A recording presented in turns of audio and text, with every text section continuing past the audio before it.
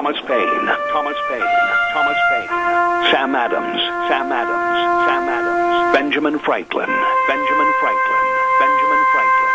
These men spoke up for what they thought was right. From their courage came such documents as the Declaration of Independence and the Constitution of the United States. From their willingness to speak what was sometimes unpopular but right, we enjoy such liberties as freedom of speech, the right to keep and bear arms, and freedom of religion. There are those who still wish to oppress our freedoms, and there are still patriots willing to stand up and defend life, liberty, and the pursuit of happiness. Men like Zeb Bell, who honor our founding fathers and what they stood for. It's now time for Zeb at the Ranch, speaking up and defending your freedoms. Brought to you by Magic Valley Les Schwab Tire Centers and all of the other great advertisers on the program. And now, Zeb Bell. I love to drive around and read signs that are hanging above businesses. Some are really creative and funny. Here's one that was on the door of a college dormitory. We'll always be best friends because you know too much. Morning, everybody. Here comes Kate Smith and God Bless America, followed by a Patriot on a Tuesday. A wet Tuesday with the Pledge of Allegiance. Come on, call. And a good morning to you. I'm Zeb Bell. Zeb at the Ranch with our major sponsor, your Magic Valley Les Schwab Tire Centers, all 7 locations serving you. And, of course, some of our great advertisers like Western Waste Services, always at your disposal. Get on the route service today. Call them at 734-6969. Right now, let's go to the phone line and have our Pledge of Allegiance. Good morning. Good morning. I pledge allegiance to the flag of the United States of America and to the republic for which it stands, one nation, under God, indivisible, with liberty and justice for all. Have you got your water wings on? I don't think so, but it's raining. I know. Get your water wings on. Don't drown out there, for heaven. Says it isn't. Okay. Jerry, thank you for doing the pledge for us. God bless you, man. Thanks. You bet. Have a great day. All right. Thank you. Time for the weather. We'll find out about how long this is going to go. I'm going to start building a boat, call it Noah's Ark here in just a little bit. K&R Rental, 256 South, 600 west of Hayburn, brings you the weather. Hello, Roger. Hello, crew over at K&R Rental, and they've got all the tools, they've got all the equipment, they've got everything from forklifts to lawnmowers, I'm telling you, and they've been in business since 1979, serving you at K&R Rental, 678-3122. Here's the weather. Grab your umbrella for today because at least you're going to need it for the morning hours. We are looking at rain showers through most of the day, but as we get on into the afternoon hours, winds are going to be picking up, but the rain is dying down. High of 63 with an overnight low of 42. We are expecting winds out of the west, steady at about 30 miles an hour, gusts possible of over 50. Tonight we are looking at a low of 42. Tomorrow, sunny skies. High of 74, still going to be a little bit on the breezy side, overnight low of 49. Then for Thursday, looks like mostly sunny skies and 77. That's your weather for Zeb at the Ranch. I'll take tomorrows. I'll take 3 of the tomorrows. Okay. Brought to you by K&R Rental, our weather for this morning with the lovely Gina, 256 South, 600 west of Hayburn. And I'm telling you, they will deliver and pick up the power tools and heavy equipment right at your site. All you have to do is give them a call, stop in and see them. K&R Rental, 256 South, 600 west of Hayburn, 678-3122. Oh, my goodness. Excuse me. Don't forget that on Thursday, great big sale at the Burley Livestock Sale Yard, 1100 Occidental Avenue in Burley, 678-9411, the number to call for cattle consignments or sale information. Merv May, K. Droggy, Lance Udy, the sale that works for you. Every Thursday, starting time 11 o'clock, Burley Livestock Sale Yard in Burley, 678-9411. We've got a kind of a really interesting, different kind of a program this morning.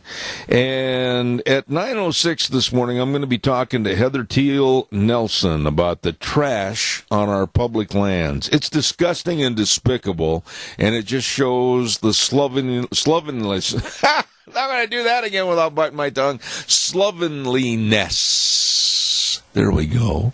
And laziness of people throwing trash on the ground.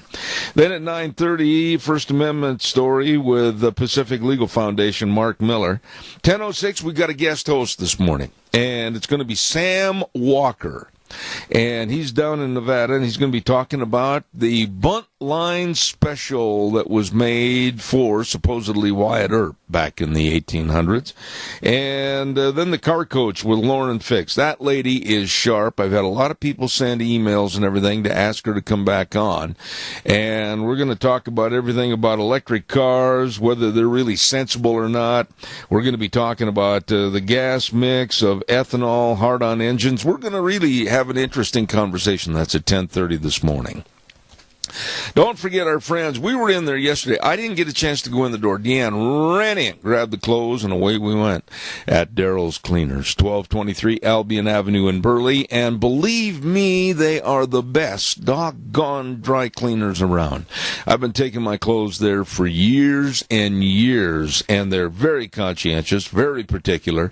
And by the way, too, they do something you may not know they do, and they'll wash your clothes. Yeah. They'll wash your clothes and dry and fold and iron all of your clothes. Just like you had Mom living at home. They'll just take them over there and they'll fix them up for you at Daryl's Cleaners, 1223 Albion Avenue in Burley. You stop in and see them today.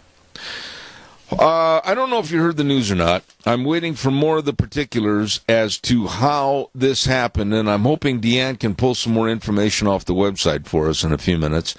But the North Koreans have released that American student, Otto Warmbier, and he is on his way back to the United States right now. And a lot of people are saying in preliminary newscasts at the direction of President Donald Trump. I don't know the particulars. I don't know the demands. I don't know the parameters as to how this happened or occurred. But the student, American student, Otto Warmbier, is on his way home from North Korea. That is very, very good news. Calls welcome, 436-2244, 1-866-927-4587. Ramsey Heating and Electric. Hello, Ramsey's, in all the rain. At 2600 Overland Avenue in Burley, the number to call, 678-0459. And they open the door at 7:30 in the morning till 5, Monday through Friday. They have all your heating, cooling, and electrical needs. And, you know, one of these days, we're going to enjoy air conditioning. I got a story about air conditioning in just a few minutes. And you better have your air conditioning filters to make sure that it runs efficiently for you. Stop in and get them at Ramsey Heating and Electric, 2600 Overland Avenue in Burley, where they provide warm winters and cool summers. Absolutely good people. You know, we're going to be... Deanne asked me yesterday when the next lunch... Deanne, please do not turn the sound up on that if you don't mind. It's going over the air if you would. And thank you. And we're going to have Lunch Bunch on the 22nd, June 22nd. So that's coming up.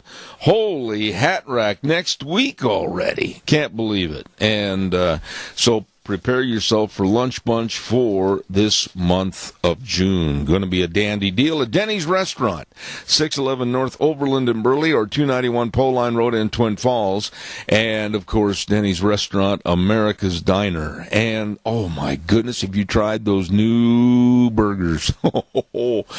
Yes, sirree, they are tantalizing and delicious. Absolutely. And the breakfast menu served around the clock. You're going to love it. I don't care if you just want pancakes or if you want a full meal deal for breakfast. Woo! It's good. Denny's Restaurant, 611 North Overland in Burley, 291 Pole Line Road in Twin Falls, America's Diner.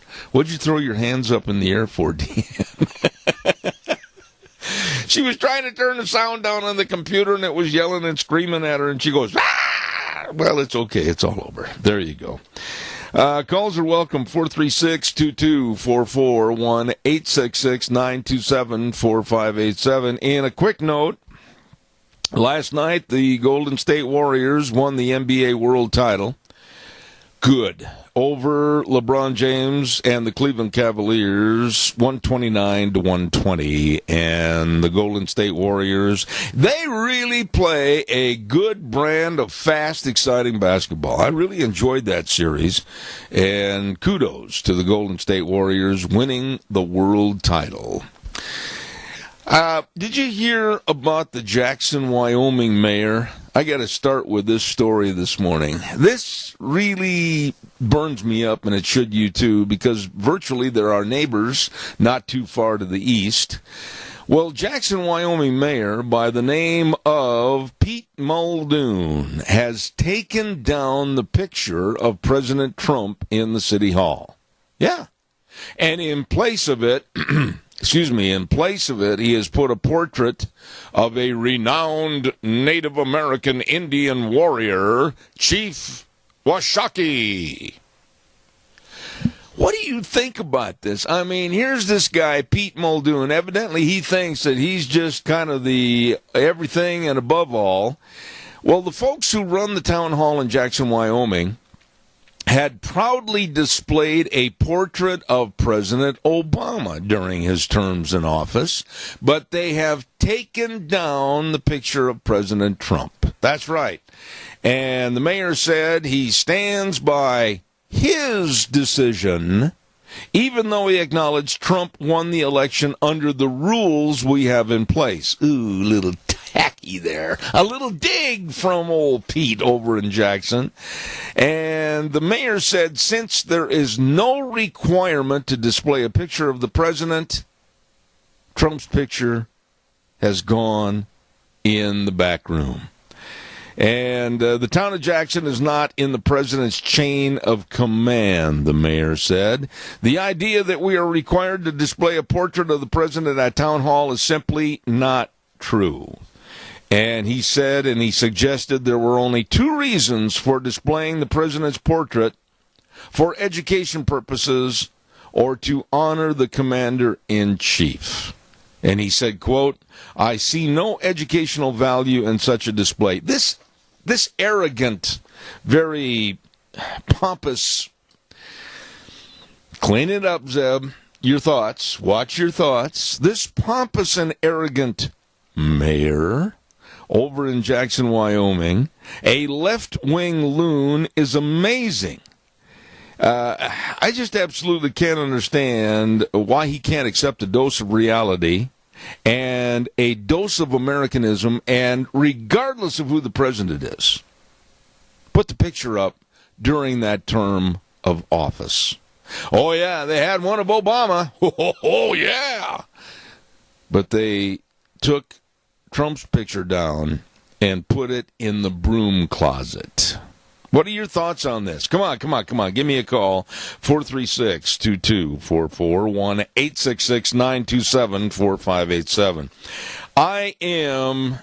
I'm up to the above my ears with absolute hatred and animosity against the left for what they are doing to stop, stymie, and curtail any activity of progress in this country. You should be too. Don't forget Berry Equipment and Rental. They have all the equipment to get the job done right. Nobody else can handle that like they can. Boy, I mean, they're ready to go. Berry Equipment and Rental, and they've got equipment rentals and retail equipment sales.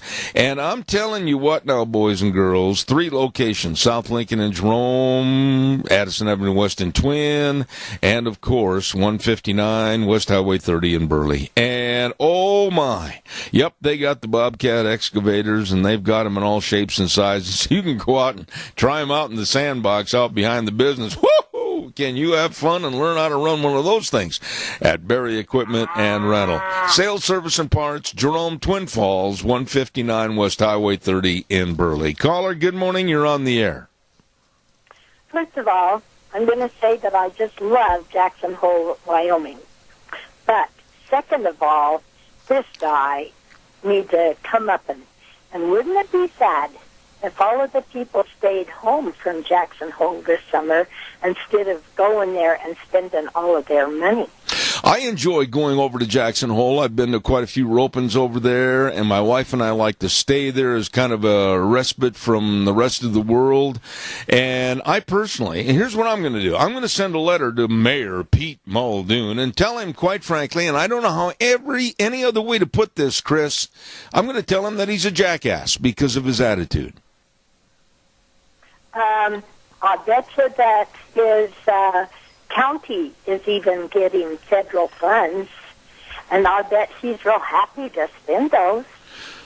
Well, the thing is, you know as well as anybody, because you're a consistent listener to this program, I did not like Obama. I've said this so many times, it's getting stale, but I did not like Obama. I did not like him as a man. I did not like his ideology. But he was the president of the United States, and we deserve to respect the office holder and the office. And to take down the picture and throw it in the garbage was something that we didn't do because of that situation. But to take Trump's picture down and say, he's not my president, he's not going to hang in my city hall, that's being a jackass. Yeah, I think so, and I sure hope there are some people in that city that have backbone and gather together and give him a little attitude adjustment. Well, the arrogance of the left, and you know this is really true, the arrogance... He's looking for a new job if he's not nice. I agree, but I was just going to say, evidently we had a little delay there, I apologize. The arrogance and the pomposity of this man, saying, I see no educational value in such a display. I took it down. Who in the world does this mayor think he is?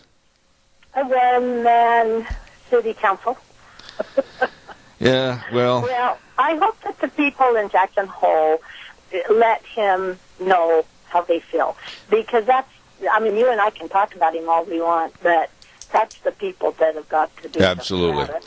But you know what? I would appreciate it if people like you and others would either pick up the phone and call the town hall in Jackson and just plainly say in a very polite manner, we've heard the story about your mayor, Pete Muldoon, removing the president's picture, President Trump, and we just want to let you know that we think he's an arrogant and very pompous individual that really is not much of a true American.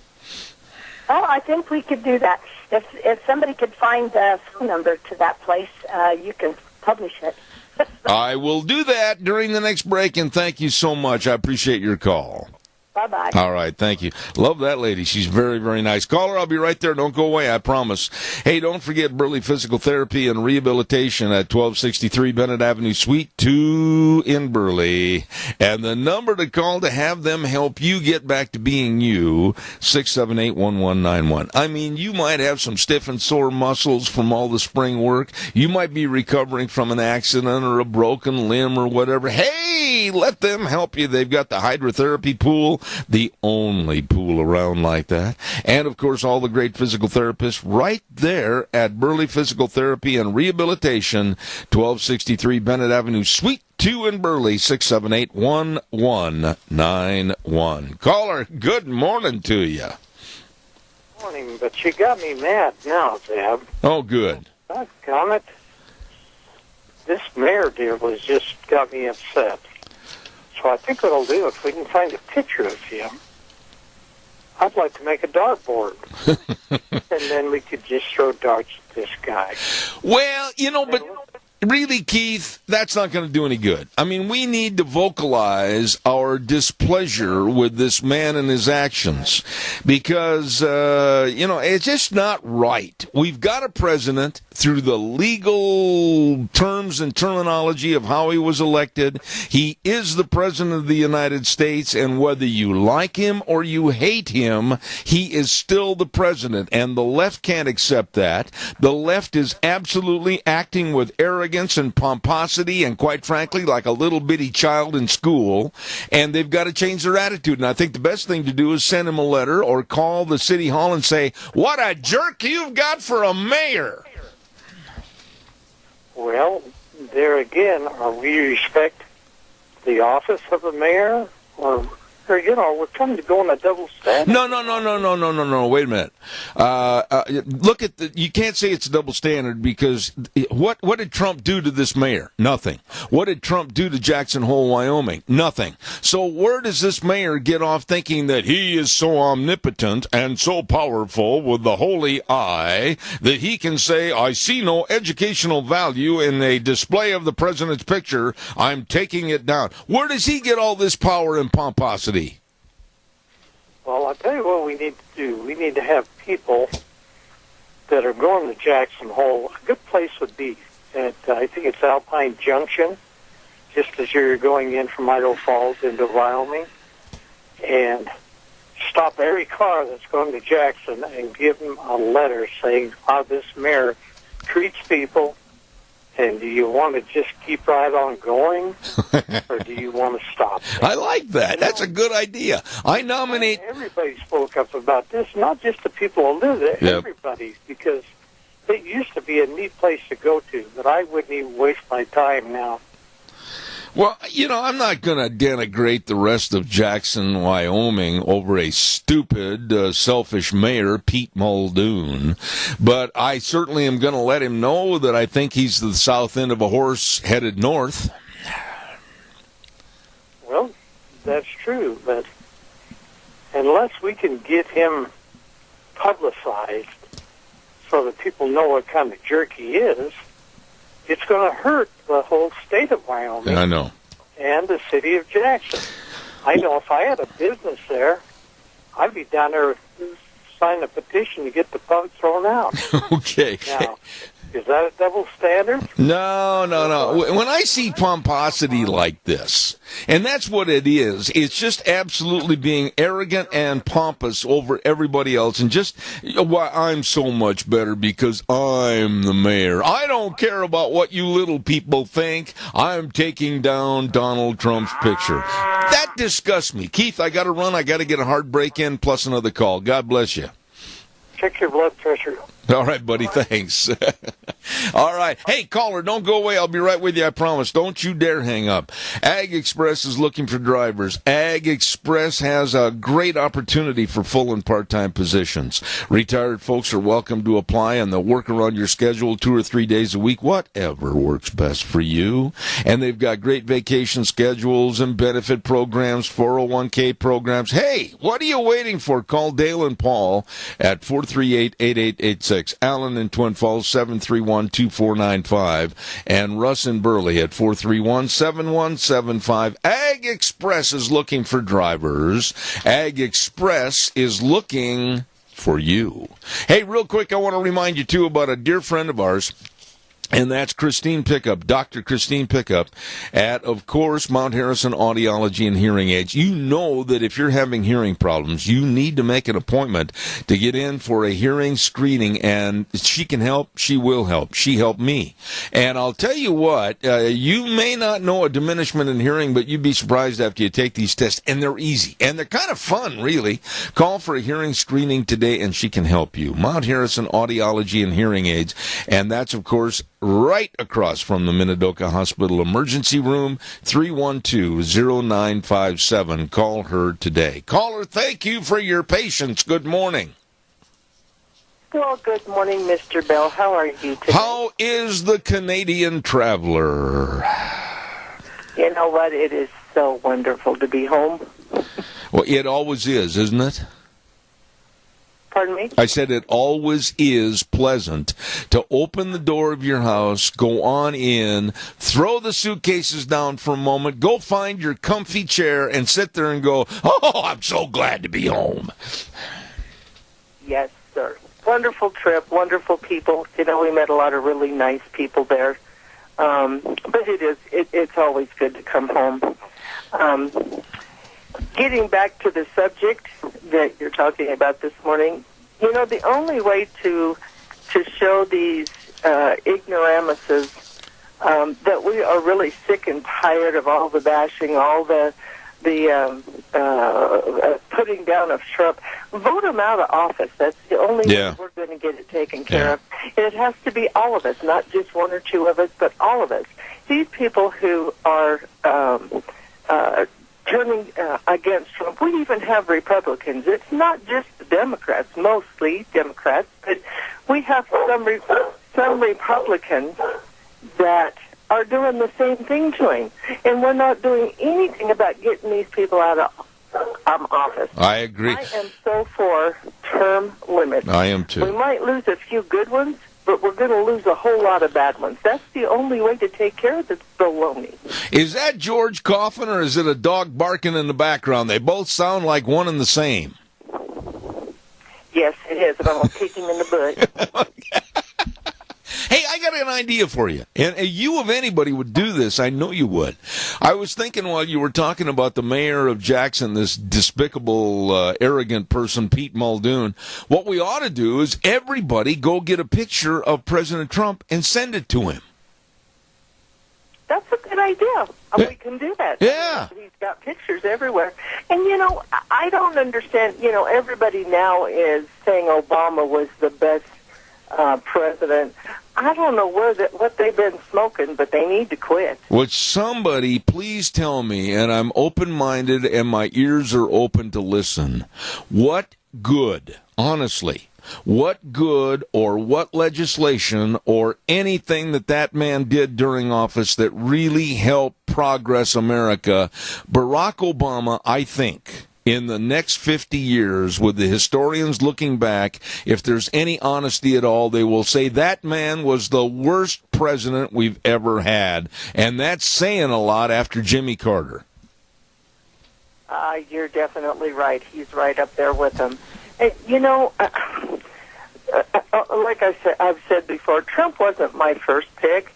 But you know what? These people need to step down, step aside, and let him get the job done. Yeah. He's trying. Yeah. And they're not saying all the good things that he's done so far since he's been in office. And they won't. They're concentrating on all the stuff that they're not letting him, get through Congress. And, we have a Republican House and a Republican Senate.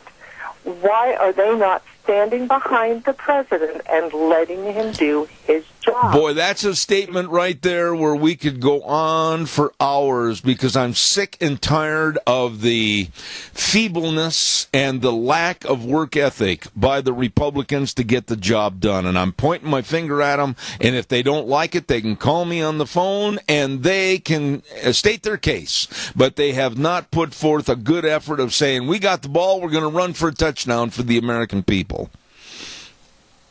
Yeah, they're just sitting there on their thumbs and, vetoing everything he puts across the table. Well, he can veto what they put across the table, too, but that two wrongs don't make a right. There you go. They need to step aside and, dadgummit, let him do his job. All right, well, now I want you to go and have like George set up in Canada, you had like $30 breakfast, so don't lose the habit. Go ahead and have another $30 breakfast. I don't know anywhere in Idaho where I can get a $30 breakfast. That was ridiculous. Okay. Don, I got to run. Thank you. Have a good day. Thank you much. You bet. You All have right. a good day, my All friend. right. Thank you. They just got back from Canada, and George said, woo, the prices were really high. Hey, don't forget Autumn Haven Assisted Living Center at 924 Christian Way in Rupert. Yes, they make every effort to make Autumn Haven the best place for your loved one. And they invite you to stop by their facility anytime, take a tour, call them, find out more information, and the number's 436-3200. And they absolutely are the only locally owned and operated assisted living facility in the Mini-Cassia area. They're small compared to some, but with a bigger heart than most. Autumn Haven Assisted Living Center at 924 Christian Way in Rupert. Calls are welcome and appreciated. 436-2244, 1-866-927-4587. Yeah, I think that's what I'm going to do. I've got the availability of getting some pictures of President Trump. and Vice President Pence. And I'm going to send those to our dear friend, member of the NRB, not Real Brights, Mayor Pete Muldoon up in Jackson, Wyoming, because he thinks he's so wonderful that he can take down the president's picture and throw it in the broom closet and put up a portrait of Chief Washakie. Okay, calls welcome, 436-2244, 1-866-927-4587. You know, the left Democrats are after Ivanka Trump again. I watched this interview. I heard this interview yesterday on Fox News with Trump's daughter, Ivanka. And I heard everything she said. Everything. And I took notes on it. And the liberal left must have had their hearing aids turned off, because what they reported in various newspapers, New York Times, Washington Post, etc., and on various TV, CNN, CBS, etc., was completely different from what I personally heard.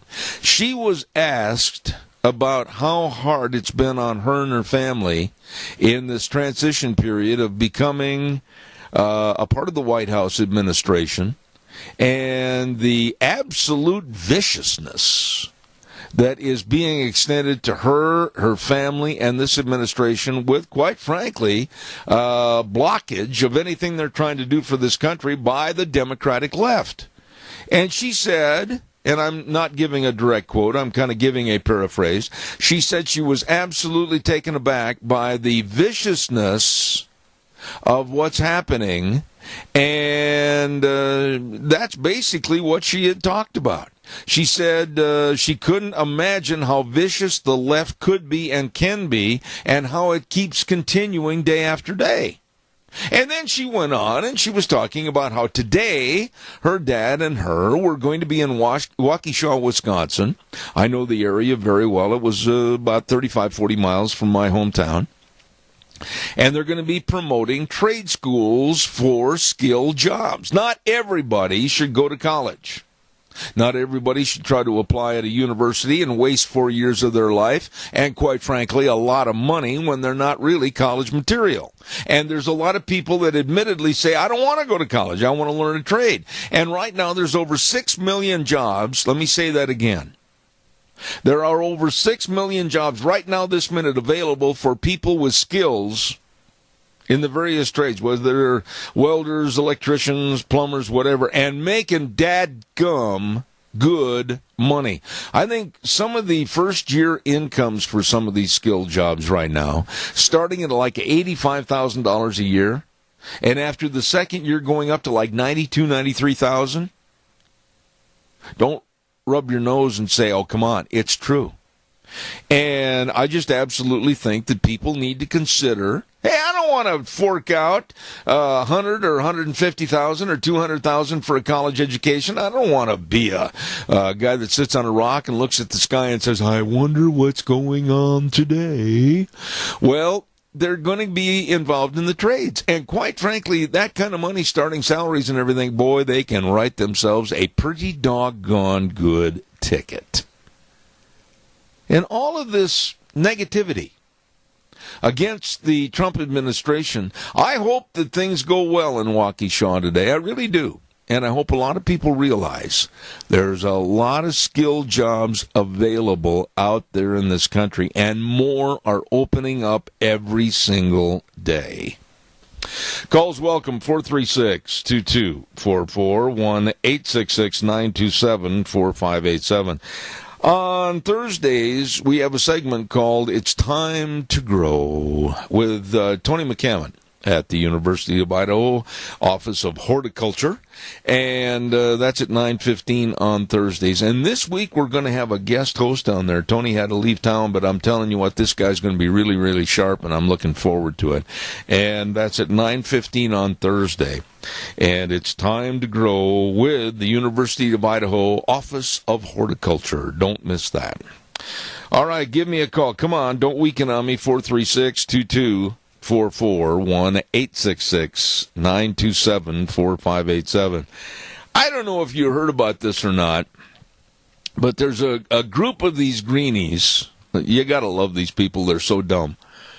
A group of these greenies that are absolutely demanding. I get a kick out of the demand. We demand that you do this, or we demand that you stop this. Well, a lot of these demanding greenies are back on the East Coast. And some of these demanding greenies are members of the Lookout climate change groups. And they are demanding, like in the city of Boston, that they turn off the air conditioning in all of the office buildings in Boston, Massachusetts. They are demanding that in New York City they turn off the air conditioning units in New York City. Now, I've been there, folksies. I've been there many, many, many times on the East Coast in the summertime. You don't want to turn off the air conditioning units. You don't want to sit in an office of people that are just drenched in sweat like a sauna bath if there's no air conditioning. You don't want to be in an elevator. Oh, boy. Can you imagine getting onto an elevator? Nope. Can't imagine it. Don't want to. With a whole bunch of stinky people after they spent 8 hours sweating in a closed-up office. And some of these absolute twits that are proposing this, they can't think past their arm. The humidity and the absolute stifling heat. Today it's going to be 96 in New York. I wish we had some of that. But this is nuts. Oh, well, we gotta think of the climate. We gotta think of the world. Oh, we gotta save the world. Turn off your air conditioner. Oh, give me a break. The loons on the left, their numbers are growing. Leave the air conditioning units on. Stay comfortable. You're not doing a thing to hurt the world's climate. Calls are welcome, 436-2244. I'd like to, with this, what is it right now outside? Hold on a second. Let me take a look at the temperature gauge. And I have here at my place 46 degrees. It is June 13th. It would really be fun to have one of these nutcases that believes in climate change and global warming to call me right now. Boy, could we have an interesting and lively conversation. June 13th at 8:45 in the morning, it's 46. Time for the weather. Let's find out more for all these bag of donuts out there that believe in climate change. The weather is brought to you by Riverview Urgent Care at 382 North Overland in Burley, and Twin Falls Urgent Care at 2392 Addison Avenue East in Twin, and Jerome Urgent Care, 133 West Avenue A in Jerome. Minor emergencies, you get major care. That's right, the doctor will see you now, not in 4 or 5 days. And they specialize in treating you, your cuts and your sprains and your strains and all this stuff. Just make sure you get on in there. And believe me, they're open 7 days a week. And now, here's Gina with the weather. Grab your umbrella for today because at least you're going to need it for the morning hours. We are looking at rain showers through most of the day. But as we get on into the afternoon hours, winds are going to be picking up, but the rain is dying down. High of 63 with an overnight low of 42. We are expecting winds out of the west, steady at about 30 miles an hour, gusts possible of over 50. Tonight we are looking at a low of 42. Tomorrow, sunny skies.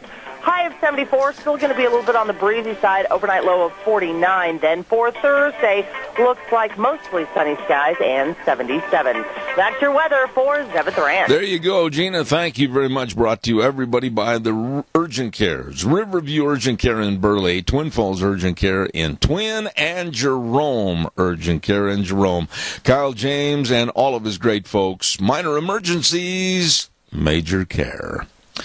All right, give me a call. Come on. 436-2244, 1-866-927-4587. I was reading a story in USA Today yesterday, and a sentence just kind of jumped out and hit me right on the end of my nose. And I want to read this to you. I have said for many, many times on this program that various sources of the news media very committed to helping Muslims over Christians.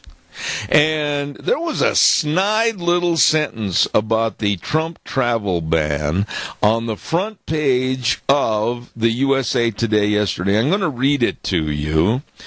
And it's been less than a week since President Trump trumpeted the travel ban he first proposed in January, which would have shut down virtually all travel from 7 majority Muslim countries while giving Christians preferential treatment.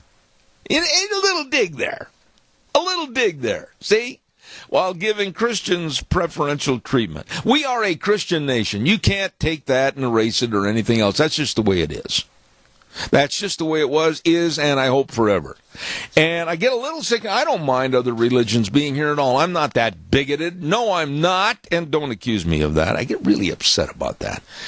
But, this is basically founded upon Christian principles. You can't take that away and erase it.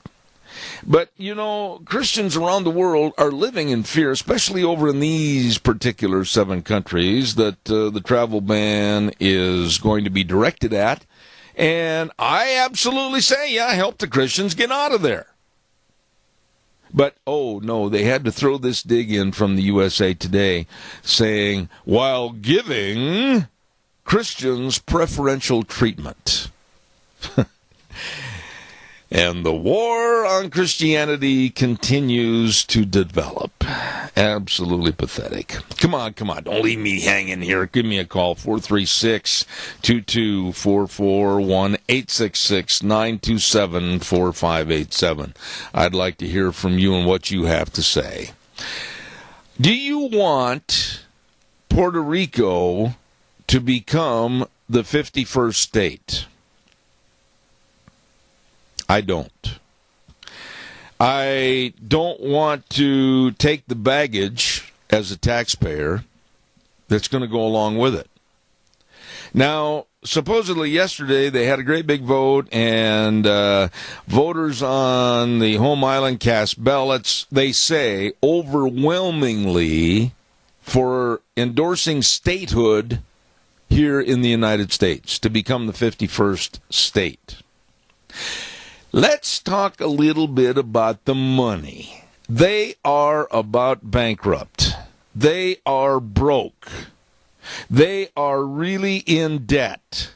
They have a huge unemployment. They have a very high cost of living. Oh, I see. They want to become a state. While you don't think that's for the simple reason that they want you and I, Mr. and Mrs. Joe taxpayer, to bail them out, do you?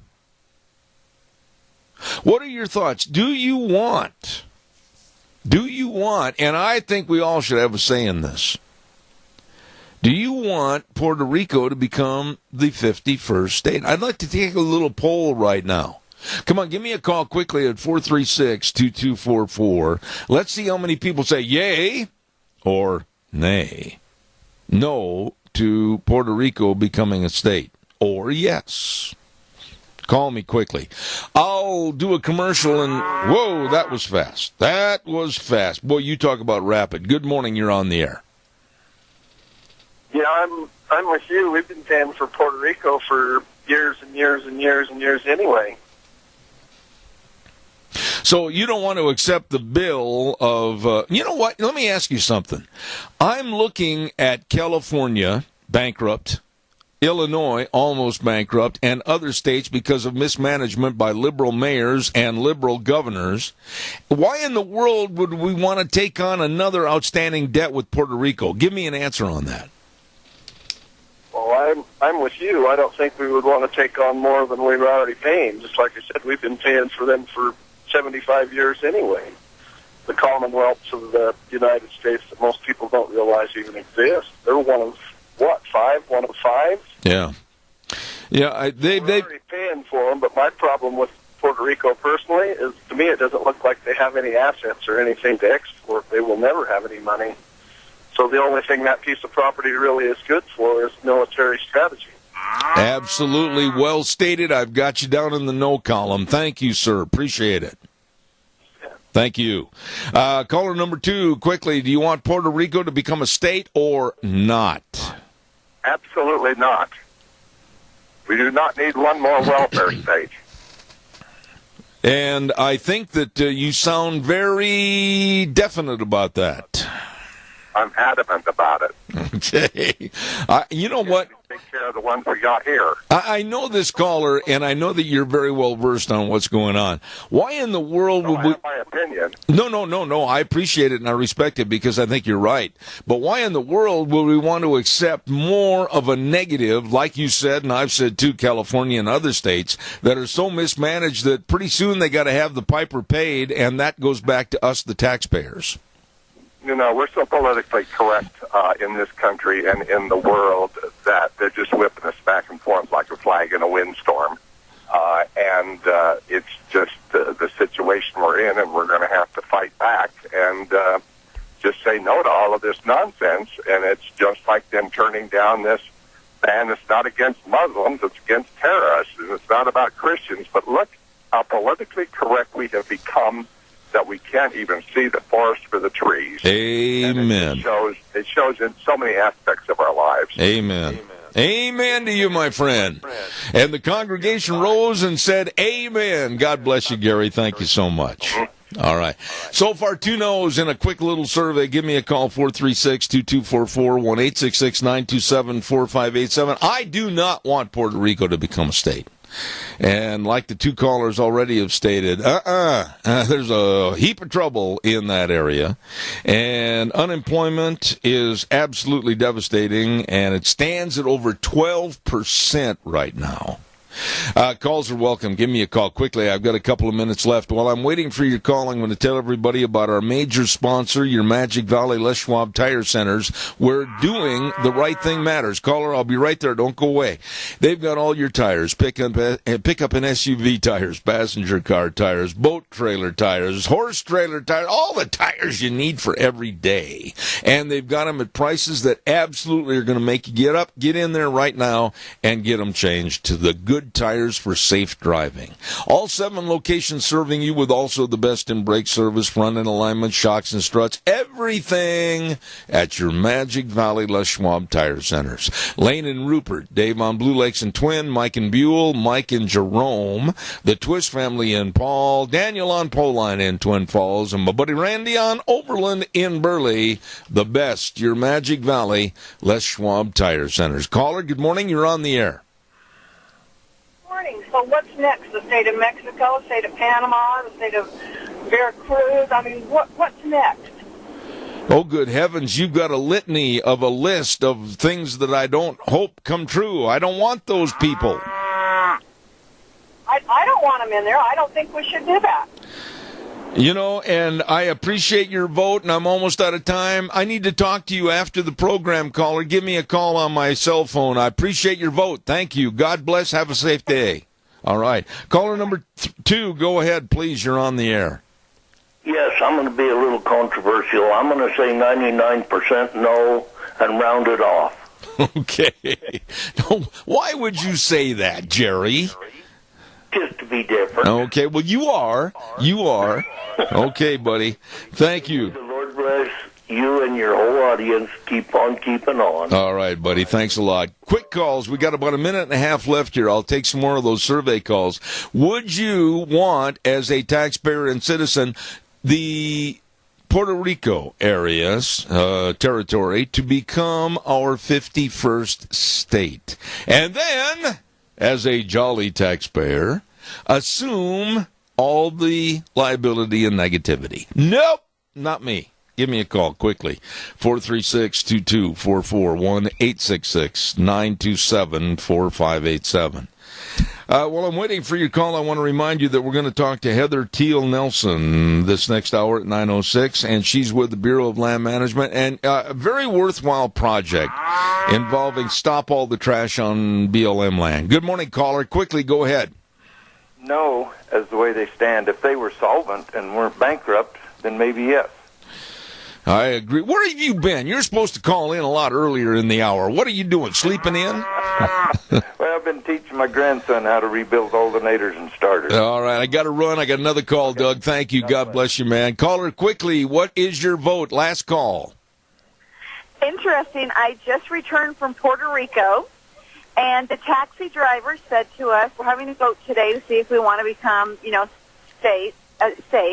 And I said, oh, how will that go? And he said, oh, everybody will vote for it. And I said, oh, that's good. And then he said, but the United States will never take us because we're such a disaster. And I said, oh, that's too bad. He said, they shouldn't take us until we've cleaned up our own mess. Wow. And so I thought that was kind of interesting. No, it's kind of interesting to have you call. God bless you. And so what's your personal vote? You know what? I don't think we should be taking on someone else's mess. I love the people in Puerto Rico. I'm glad they're part of the U.S. the way that they are part of it. But they do need to fix their own problem before we try to fix it. We can't always be lifting up. People have to reach as well. There you go. So, that's kind of my feeling. I think they need to clean up their mess. I don't harbor any ill feelings towards them, but I just don't think the United States can take that on right now. I've got to run, but you were a blessing to call. Thank you so much. God bless you. Have a good day. Thank you.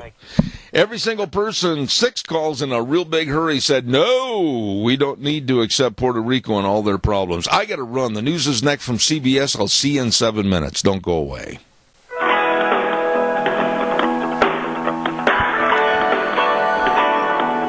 Deanne just came running inside and said, "Oh, it's cold out there." Yes, it is. A chilly June 13th. Holy smokes.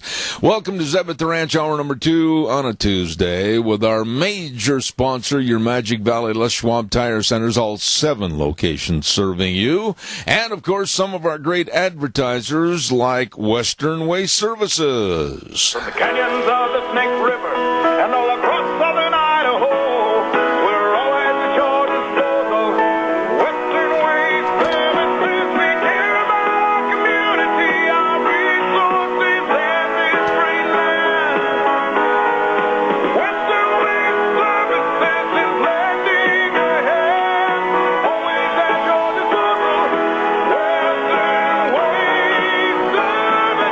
Western Waste Services, loyal to the community and the people that are served, and they know that you're going to be having a lot of outdoor events planned for this summer, if we ever get summer.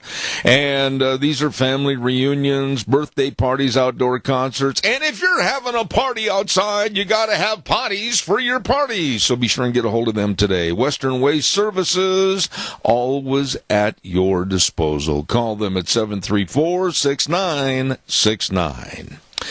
Also want to remind you that on Mondays, you heard it yesterday right here, we take a little time, about 15 minutes, and have Gardening for Idiots, a program named after me and sponsored by Vicky's Country Garden at 185 South, 600 West of Paul. The lovely Miss Vicky celebrating 20 years in business of serving you. Vicky's Country Garden, Mondays at 9:15 right here on Zeb at the Ranch. We appreciate everything she does. By the way, too, I want to talk to the dog owners and all the pet owners out there. Don't forget Ark Animal Hospital at 750 21st Street, near Connection Credit Union in Heyburn.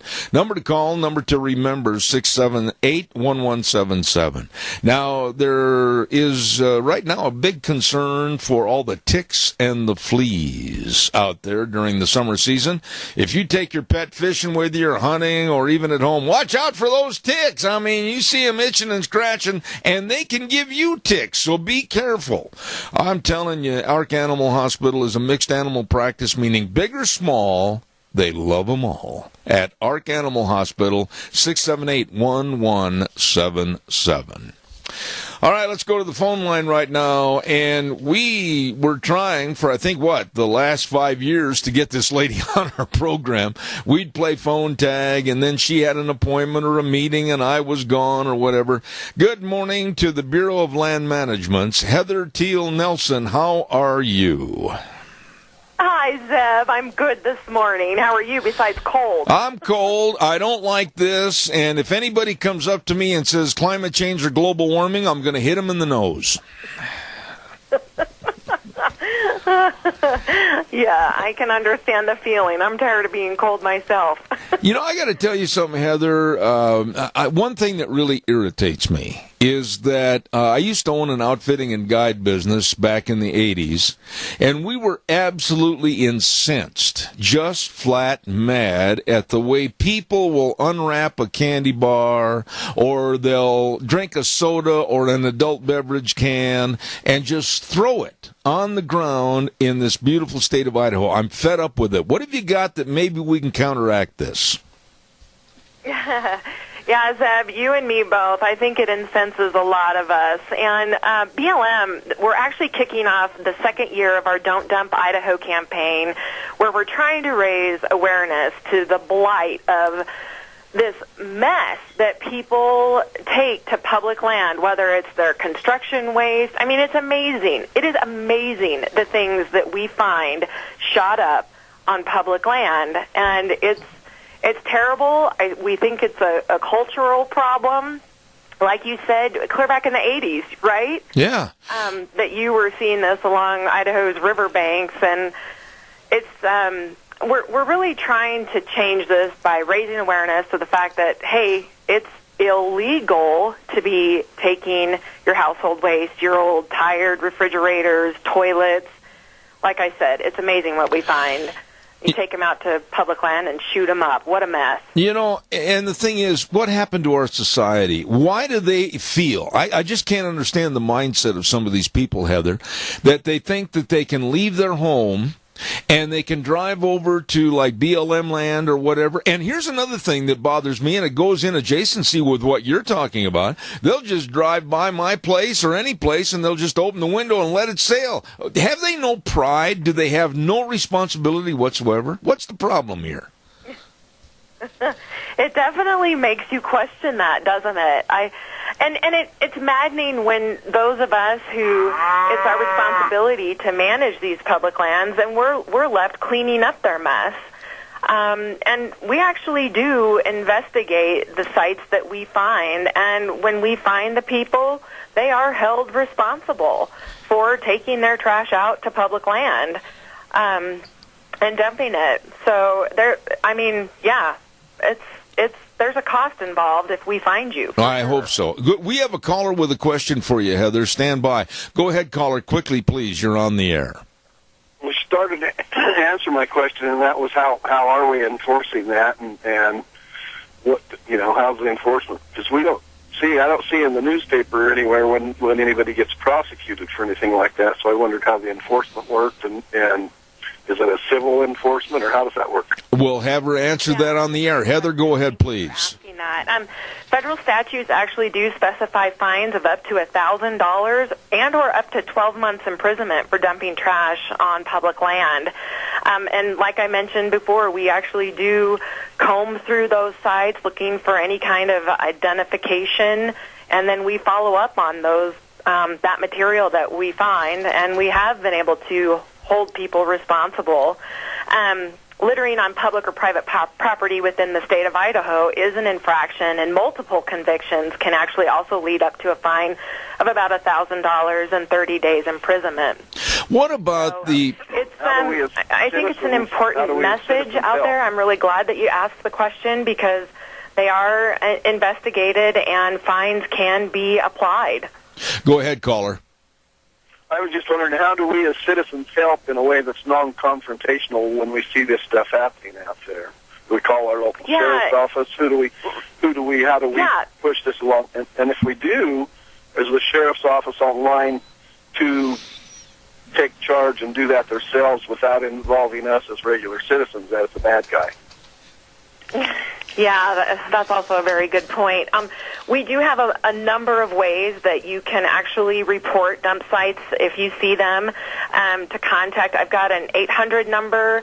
It's if you're ready, it's 844-327-5572. Or you can contact in South Central Idaho, call CERCOM at 735-1911.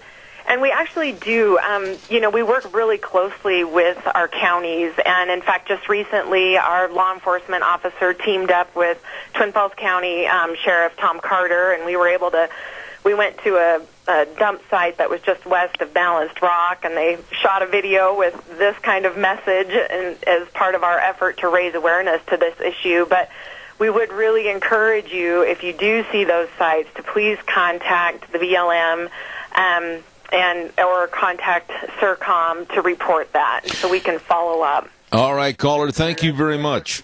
I was looking for an alternative number to call so that we wouldn't necessarily have to call the sheriff's office directly. If you guys are working with them better, it sounds to me like the best numbers to call are the BLM and CERCOM, because they will be able to help us better. Thank you. All right, thank you, caller. I appreciate it. Heather, let me ask you this question in all sincerity. Are the federal statutes tough enough? I mean, fines up to $1,000 and up to 12 months in prison. Why can't we change that and have it say a fine starting at $1,000 and starting at 12 months imprisonment? I mean, you got to make it tougher, or you're not going to crack the knuckles of the people that are the bad guys. Oh, Zeb, I couldn't agree more. But, I think that's just kind of where that is at, and getting that changed, you know as well as I do what kind of a challenge that can be sometimes. But I really do think if we're able to, like I keep saying, raise awareness, get the folks out there who love their open spaces, who love to recreate on public land and value that. There's a certain level of peer pressure that can be brought into play as well when you see somebody out there doing something that they shouldn't be.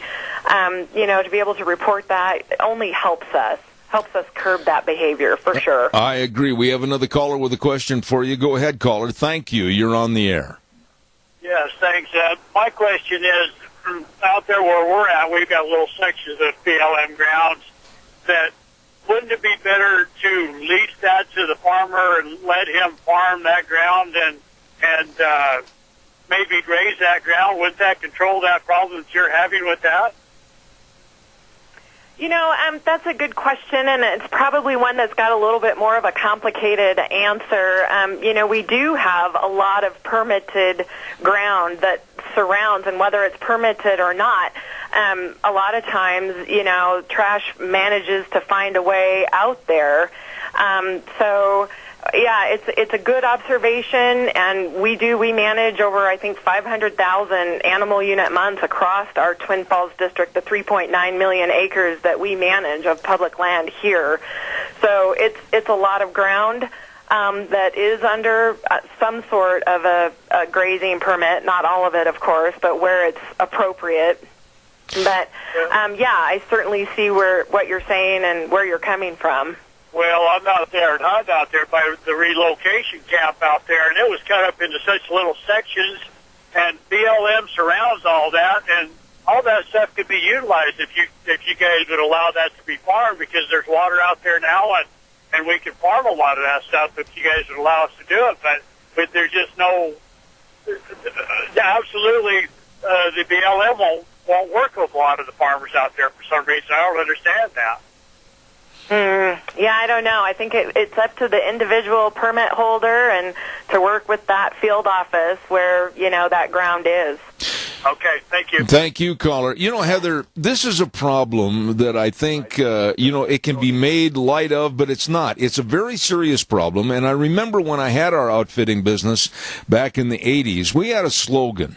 And a slogan on our brochures said, "Take only pictures, leave only footprints." And today, people, for some reason, they'll unwrap a candy bar, or like I said earlier, have a soft drink, throw the can on the ground. They don't have any concern at all. They wouldn't do it in the yard of their own home or their neighbor's yard, but why do they feel on public land they can turn it into a cesspool? I think if we knew the answer to that, Zeb, I don't know, we'd probably both be gazillionaires maybe. I don't really understand it either. I think I was taught growing up that you never threw something out the window of your vehicle. You just didn't do it. But I think it's that cultural shift and that dynamic. And, let's talk target shooting, too. We're in the season now where it's a concern as far as starting fires. And we've got to be really, really careful that we're not shooting any kind of exploding target or anything like that, because with the vegetation, even though it's feeling really cold today, the cheatgrass is curing already, and in some areas it's thigh high, and we've got to be really, really careful that we're not starting any kind of fires with our target shooting. Absolutely. We have another caller with a question for you. Go ahead, caller. Thank you. You're on the air. I had a couple of comments. My first one was, a couple of years ago, I had a bag of trash that must have flown out of the back of my pickup, and somebody come along and picked it up and pitched it off the side of the road, evidently where they had kind of a dump site going. And I had the Fish and Game show up at my place, wanting to know where I'd been, why I'd thrown this garbage out, et cetera, et cetera, et cetera. Talked to him, visited with him for a few minutes, and then, realized that, hey, I apologize. It must have flown out of the back of my truck.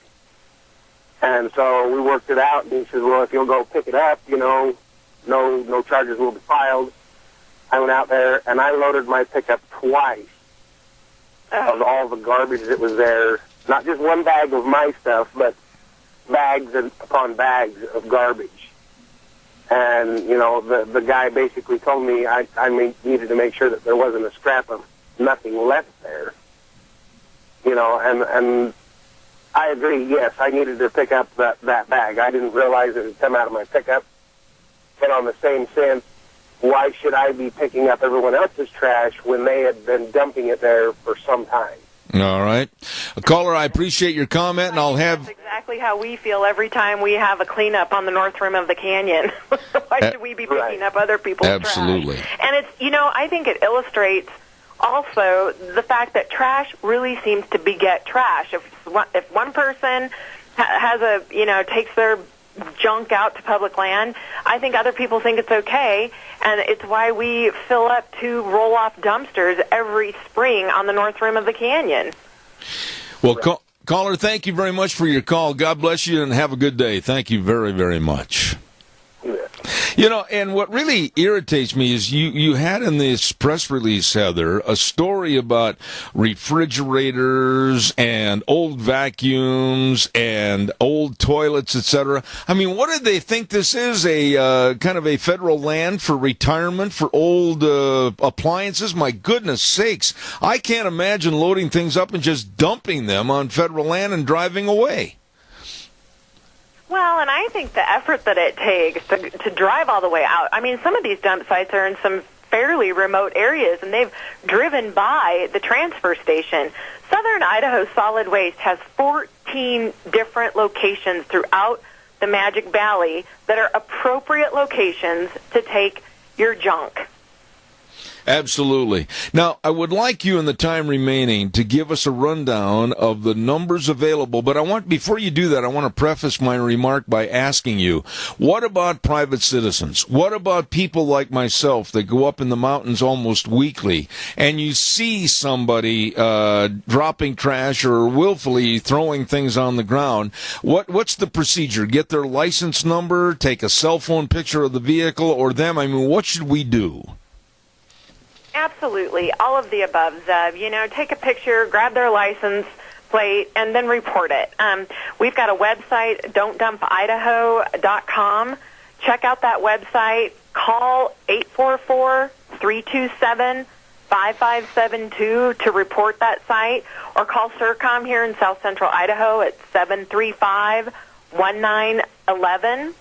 Or, I think that 800 number, the 844 number, is probably the best one to remember. Write it down, put it in your cell phone, and call in those instances where you're seeing somebody, illegally dumping trash on public land.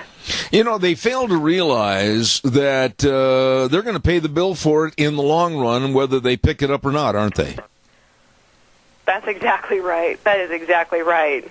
All right. Heather, anything else going on at your office that you want to highlight today in regards to Don't Dump Idaho or any other campaigns that are going on? Well, we are kind of beginning in the heart of fire season, and just really urge caution. From May 10th to October 20th, it's actually illegal to use exploding targets, any kind of tracer ammunition, and fireworks on public lands. That cheatgrass is thigh-high in some locations. It's already cured out. There's a lot of fuel loading out there. We have got to be aware, and we've got to be careful. So I would just really encourage people to stay safe and be really aware when you're out and recreating and enjoying our wonderful public lands. I agree. Heather Teal Nelson with the Bureau of Land Management, thank you so much for being on the program. Come back soon. We've enjoyed it. Thank you much. All right. Thank you, Zeb. All right. Take care. I've known that young lady for a long time, and very, very good spokesman for the Bureau of Land Management, Heather Teal Nelson. Don't dump Idaho. I can't imagine, honestly, the mindset of some of these people. Well, Martha, we got a bunch of trash. Let's just take it up there and dump it on the BLM. What? What is the matter with people? And, during hunting season 2 years ago, there was about 5 of us that went up in kind of an entourage, and we came around a corner after a pickup truck, big four-wheel pickup truck, had gone down this trail ahead of us, and there in the middle of the trail, bread wrappers, candy wrappers, cans, just laying there, brand new and fresh. They dropped the whole thing off. Evidently, it was such a strain to take that trash home and put it in a receptacle. So these bozos used our public lands. Real smart people, aren't they? Yep, graduated at the bottom of their class. Anyway, calls are welcome, 436-2244, 1-866-927-4587. Hey, thank you again to Joel Heward, his family, and his staff for all they do for the community and you at Hanson Mortuary, 710 6th Street in Rupert. And they are there and ready to serve you in the time of need when there's the passing of a loved one. And they can help you with all the arrangements, and they can travel to the rural towns and churches to work with you and your family. Always with the highest ethical standards, with unquestioned integrity. Please call them today, 436-5636. That number again, 436-5636. Hanson Mortuary in Rupert, serving you and your family. Oh, my goodness sakes. Hey, I want to brag a little bit about Nick and the crew over at Let's Ride, 270 Highway 24 between Rupert and the World. I'm telling you, nobody better. Nobody better. This is where the fun is sold. Absolutely. They have a great bunch of watercrafts right now, and believe me, with the warmer temperatures coming, I promise, you'll be ready to get on the lakes and the rivers with all the watercraft, and it's road bike season, and they've got some great deals. Check them out today. And a service department, Old Tyson and the rest of those guys over there doing a great, great job. Let's Ride, and an accessory department, everything you need right there. Let's Ride, 270 Highway 24 between Rupert and the World, open Monday through Friday 9 to 6, Saturdays 9 to 4. Let's Ride, where the fun is sold. And in just a very few moments, we're going to have an attorney with the Pacific Legal Foundation on our program and talking about a First Amendment case that really is upsetting to listen about and hear about. So I'm interested in what's going to happen here. Also, I want to remind you about Cameron and Siemens Insurance. Yep. Cameron and Siemens Insurance, life insurance, health insurance, retirement planning, employee benefits, all of this and more to protect you, your family, your business. You better get a hold of them today. They can and they will help you. Very dedicated and responsive to your needs. Cameron and Siemens Insurance, located on Highway 24, just going into Rupert. And the number to call for an appointment, do it today. Don't you dare put it off. 436-4424. That number again, 436-4424. Work with the pros, work with the best. Cameron and Siemens Insurance, Highway 24 in Rupert. Really good people that know their business. Let's see what else have we got cooking here. I think nothing right now. Let's go to the phone line and say good morning to the managing attorney at Pacific Legal Foundation. Good morning, Mark Miller. How are you? Oh, I just got him on the phone for you. Oh, very good, Wheels. Very good. Once again, I'll reiterate. Mark Miller, managing attorney, Pacific Legal Foundation. How are you, sir?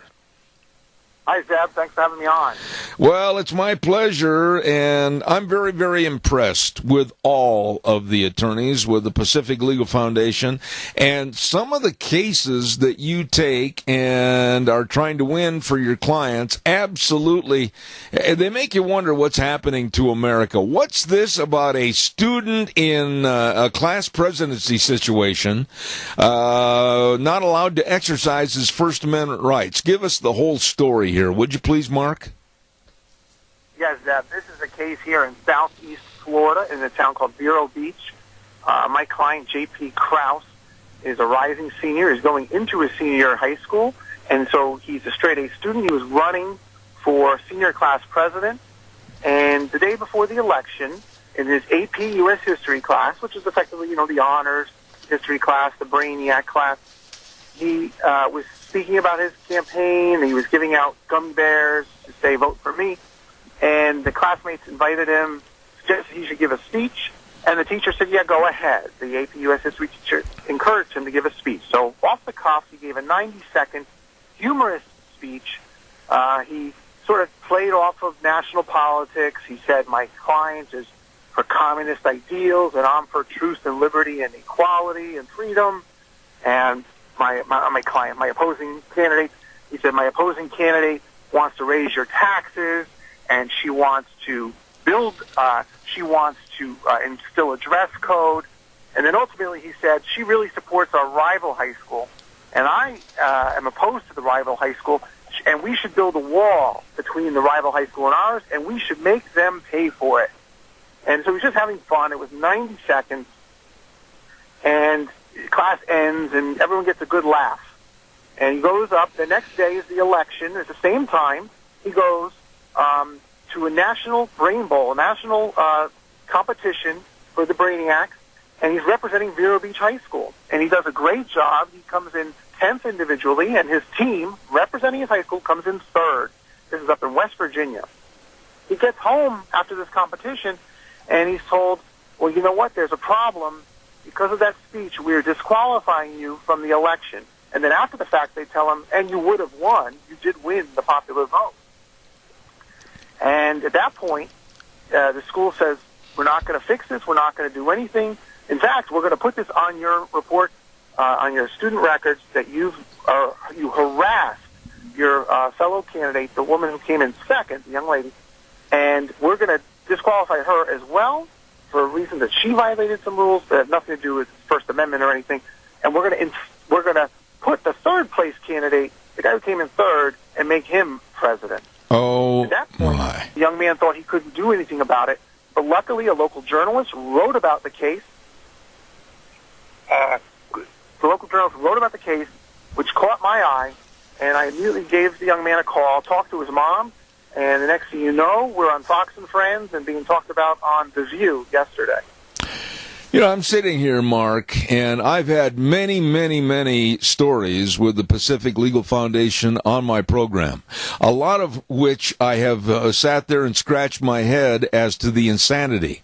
I got to tell you, this story wins the Insanity Award from the liberal left, hands down. I've never heard of anything so pathetic in my whole life. It really is just, education administrators running amok and not respecting the First Amendment. We see that out in California when Ann Coulter goes to give a speech and the school doesn't let her speak at, Cal Berkeley, which is a public college. We see that up in the New England area where conservatives are invited to speak and then the school chickens out because people threaten violence. But bottom line is, even on a high school campus, students have First Amendment rights. They don't have the same First Amendment rights you and I do, Zeb, as we talk on the radio, of course. The school can shut them down if they're saying obscene things. Yeah. Or they are truly harassing somebody. But when you're engaged in a campaign for school president, and the school allows the school presidency campaign to happen, the school can't decide after the fact that when you give a pure candidate speech where you just play off the, political news of the day, if you will, you can't punish you for that speech. And that's why, ultimately, I think the school will recognize the error of its ways. That's what I'm optimistic that they're going to. Well, Mark, let me ask you a couple of questions, and I'm very novice as far as how your job applies to this case.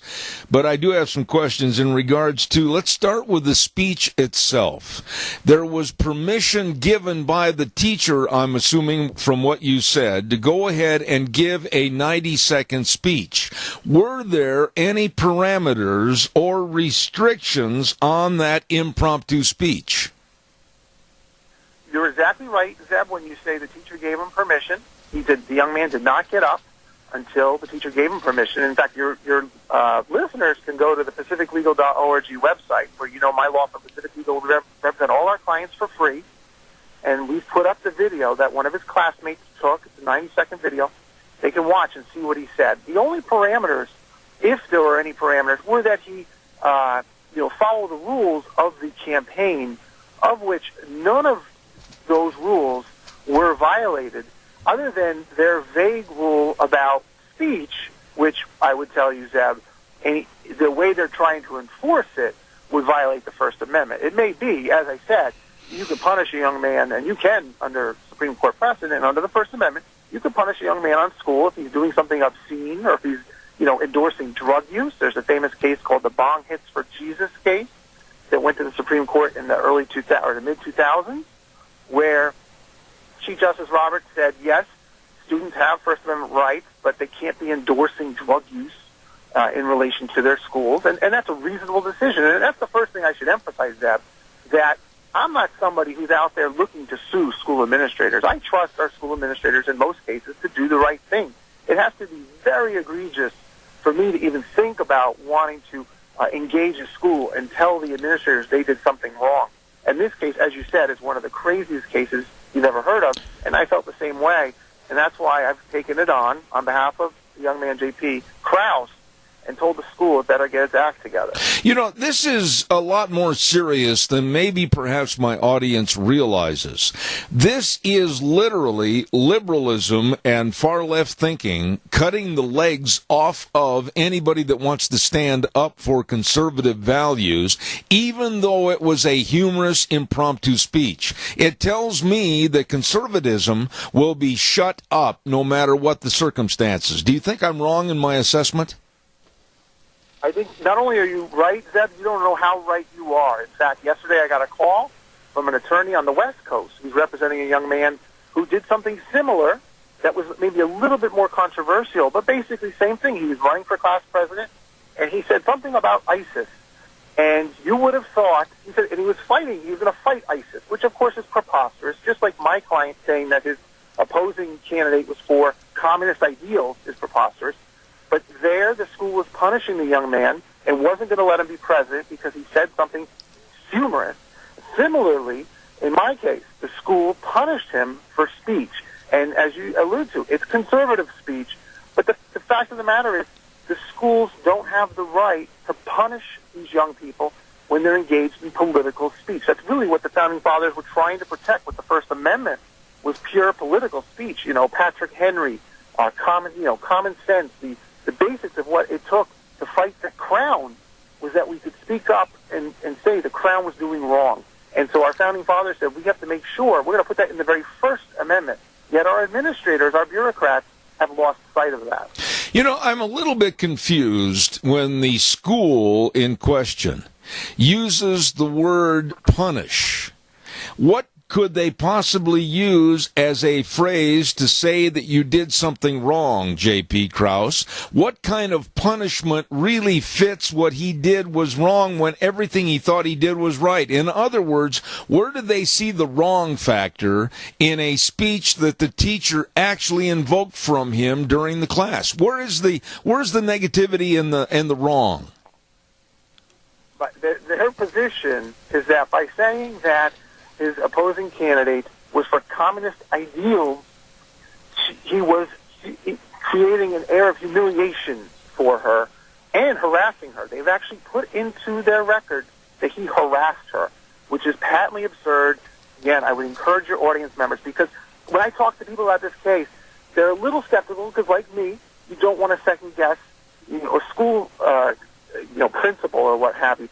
But once they see the video, and that's why I encourage your listeners, specifically go.org, go watch the video, and you'll see this is outrageous that the school would take this position, and the school really needs to fix it. No child who's a straight student who's at a national academic competition representing the school should get back and find out after he won the popular vote. Why, by the way, without any threat of Russian involvement, as the New York Daily News put it when they covered this story, he wins the vote free and clear, but the school takes it away from him. Think about when he applies to colleges, what are the colleges going to think when they see that, in his school records it says he's a harasser, or he was going to be president but the school took it away? They're going to assume he did something wrong, and he did absolutely nothing wrong. In fact, he did exactly right. He engaged in the First Amendment freedom of speech. Absolutely. This thing is much bigger than, and I'm glad you stated it as such, Mark, because this story is, I think, a huge story for the youth of America today.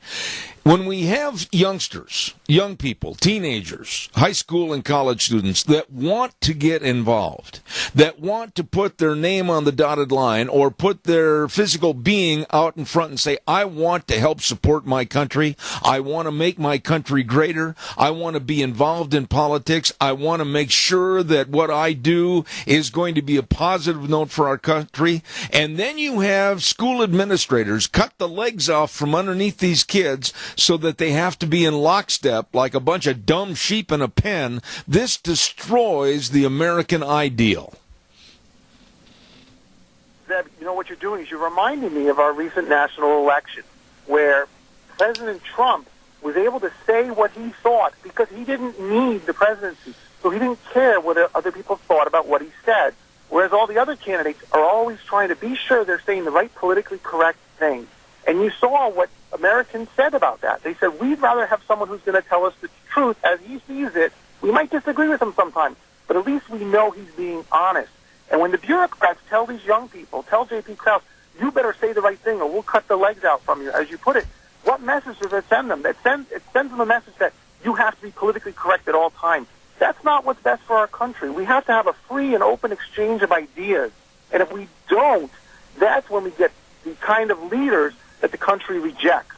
And that's why I think you could say, in part, President Trump won the election, because people saw he was not afraid to say what he really thought. And that's what the First Amendment's about. Mark, what are your feelings personally on this? I know you're a lawyer with a great organization, Pacific Legal Foundation. I know you're working this case absolutely free, but you know, it must send a shudder or a chill down your backbone knowing that here's a young man that was a doer. He was an achiever. He was success-oriented. He was going to use the talents that God gave him to try to be the best he could be during his lifespan. And now somebody walks up and slaps him in the face and says, get back in with the average people. You don't deserve to be number one. This makes me furious. Yeah, I agree with you 110%. When I read the article, the op-ed online, written by a local journalist, because it happens to be basically in my neck of the woods here in South Florida, I was immediately outraged, and I have this blessing of working at Pacific Legal, where because I don't charge my clients, I can reach out to someone and say, look, I'd like to help you, and I'm going to represent you for free. Most lawyers can't do that. That would be soliciting, but I can. So I call them up, and I tracked down his number through the magic of social media, talked to his mom, went out to lunch with them so they could see, gee, I'm not just some crank. I actually have some logic here and common sense, and we have the full might of Pacific Legal Foundation, one of the national law firms that fights for rights in cases like this. And they said, yes, thank you. And I was outraged, just as you're outraged, Deb. And that's why I think this case has, gone like wildfire. We only took the case on a week ago today, and we've already been on Fox and Friends Sunday. Yesterday, Whoopi Goldberg, of all people, was talking about the case and fully supporting J.P. Krause's First Amendment rights. Thank goodness for that. I wouldn't always agree with Whoopi Goldberg. But when it comes to First Amendment, she knows that if we lose our First Amendment rights, then we really lose everything. And that, we really lose our country if we can't say what we really think. That's more like North Korea or China than the United States of America. And so thank goodness for that. And that's why I think this case really will be fixed quickly. Because if not, I think the school board will regret it. Well, let's talk just a moment about that school board and the school administration. What do you want as his attorney? I mean, is a public apology and a reinstatement, is that sufficient? Do you want a monetary situation for the problems it may cause the student later on trying to get into various colleges and universities? Basically, what are the wants and needs in a victory over what I'd call stupidity? Right. So, and I agree with you, it's stupidity. And that's why I think the school board deserves the chance, and the school administration deserves the chance to reconsider. They overreached. They did not realize the gravity of the overreaching. And so I sent them a letter a week ago on behalf of Pacific Legal Foundation representing JP and his mom and said, look, you reinstate him as president, the presidency he won, and you remove any remark on his record that says he harassed anyone, and we'll call it a day. I think that's a very generous offer.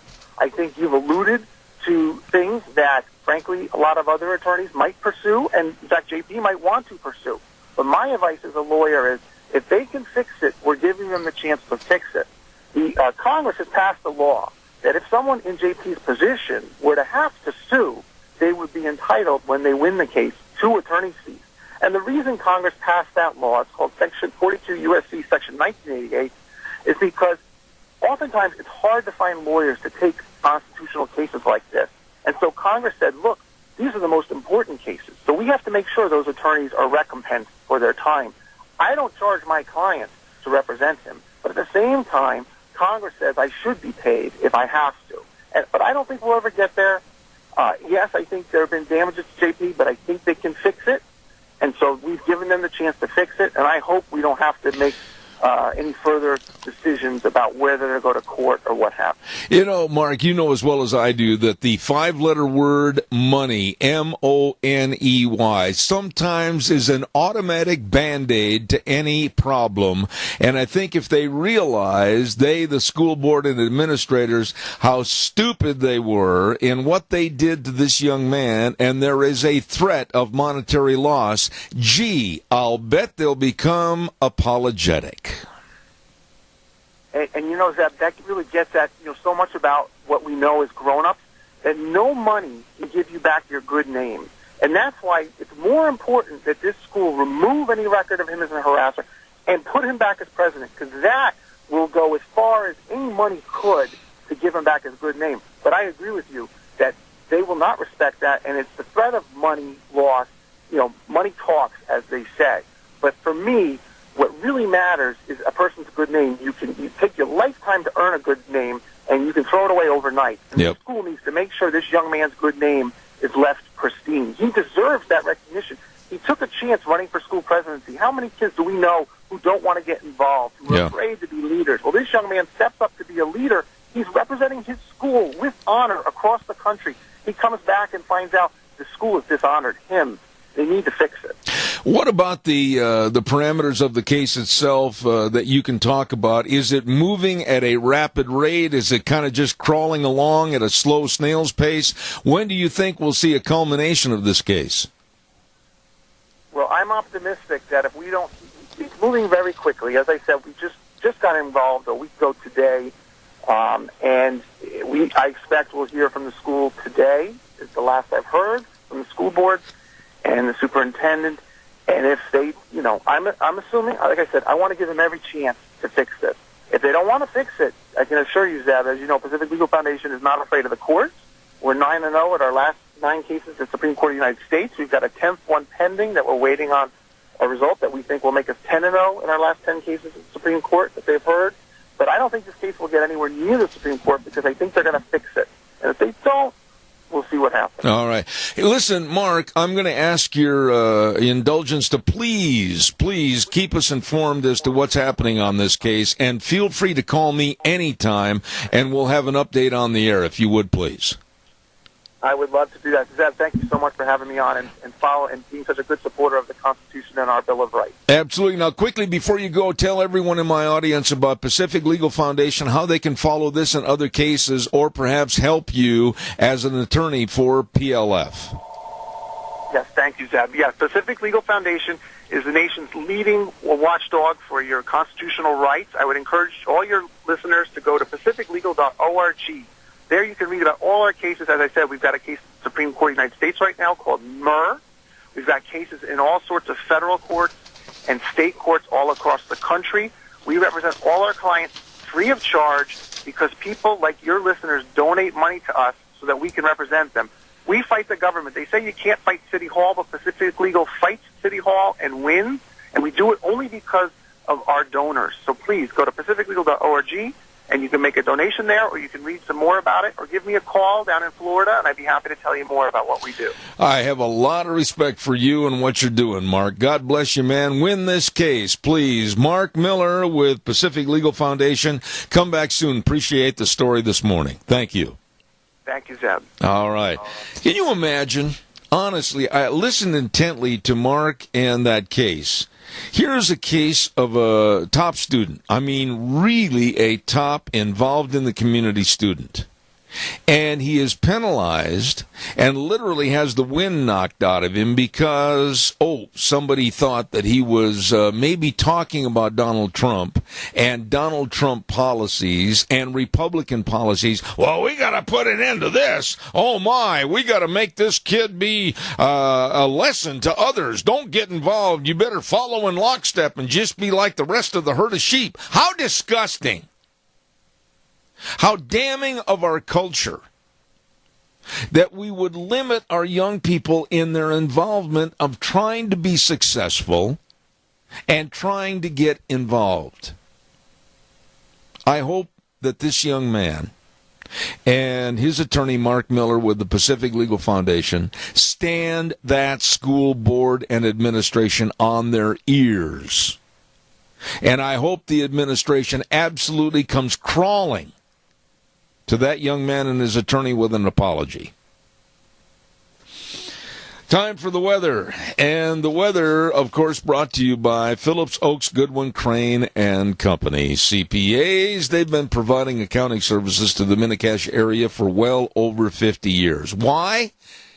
Because they're the best. They really are. The best with tax return preparation, tax planning, financial statement preparation, bookkeeping services, retirement planning. They are there to help you, and they will. All you have to do is just remember they've got 2 locations, 1710 Overland Avenue in Burley and 625th Street in Rupert. Phillips, Oaks, Goodwin, Crane, and Company. And right now, they bring you the weather. grab your umbrella for today because at least you're going to need it for the morning hours. We are looking at rain showers through most of the day, but as we get on into the afternoon hours, winds are going to be picking up, but the rain is dying down. High of 63 with an overnight low of 42. We are expecting winds out of the west, steady at about 30 miles an hour, gusts possible of over 50. Tonight we are looking at a low of 42. Tomorrow, sunny skies. High of 74, still going to be a little bit on the breezy side, overnight low of 49. Then for Thursday, looks like mostly sunny skies and 77. That's your weather for Zevith Rand. Did she say wind gusts of about 50 miles an hour? Hold on to your resistor. Put your stampede strings on, everybody. Look out. That's the weather, brought to you by Phillips Oaks, Goodwin, Crane, and Company. I know these people, and they are good. Absolutely, and they can help you in so many ways, like folks starting a business or a partnership, or business owners that want to hire more employees and they've got a lot of questions. Believe me, Phillips Oaks, Goodwin, Crane, and Company CPAs can help, and they will help in Burley and Rupert. I've got time for a call or two. What do you think? Honestly, I'd like somebody to comment on that young man, J.P. Krause, a doer. There's a student that is a doer. He wants to get involved. He wants to be successful. And Vero Beach High School just slaps him down. How pathetic. And I wish nothing but bad things for the school administration and the school board unless they find the light at the end of the tunnel and apologize and reinstate that young man. Your thoughts, give me a call. While I'm waiting for your call, I also want to remind everybody again about Autumn Haven Assisted Living Center. Yes, 924 Christian Way in Rupert. You know, for your loved ones that need that extra help, this is a very, very nice place, and they absolutely want the public to come by and visit their facility anytime for tours and check them out. And they, the administrative staff, makes every effort to make Autumn Haven the best place.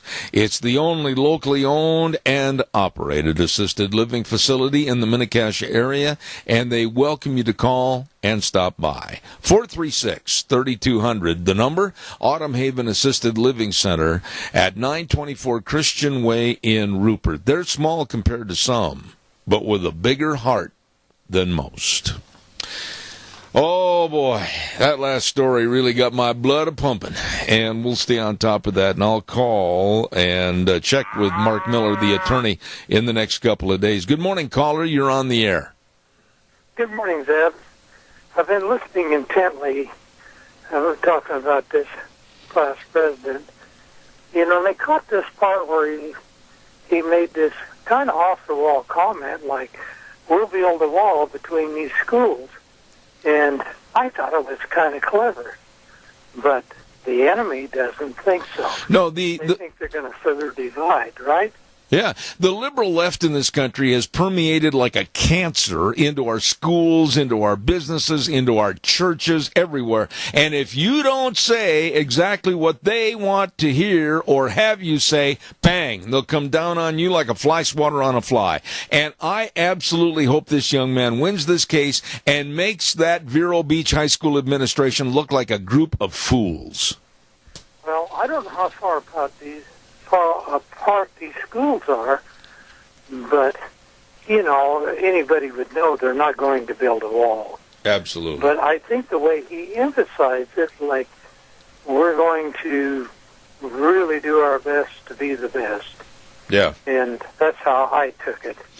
You know, and that's the problem with today, Keith. You know this as well as I do, that the trying to be the best with the talent that God has given you, I, and everybody is absolutely squelched by the liberal left. We're all supposed to be like in the same sheep pen, and we're not supposed to try to do our best and attain the best. This is stupid and silly, and it's got to stop. Well, I certainly agree with you on that. I don't know. These people just look for things to pick you apart. I agree. They're just so vindictive. I agree. I got to run to the news, Keith, but I'm so glad you did call and voice your opinion as always. Thank you so much. Have a great day, my friend. We're going to come back and Dr. History. We have a guest in there today, and it's going to be Sam Walker from down in the Reno area. And then at 10:32, a lady that everybody wanted back on the program. She's really interesting. The car coach, Lauren Fix. I'll be back in 7.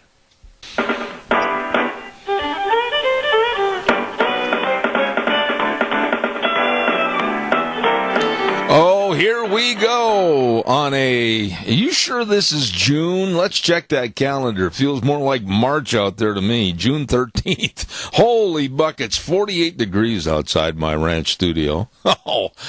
Anyhow, good morning, everybody. Zeb at the Ranch with our major sponsor, your Magic Valley Les Schwab Tire Centers. All 7 locations serving you, along with some of our great advertisers like Western Way Services, always at your disposal. Get on the route service today, 734-6969. We're going to have the Dr. History segment in a moment. Wheels, don't you dare tell me you can't get a hold of that guy.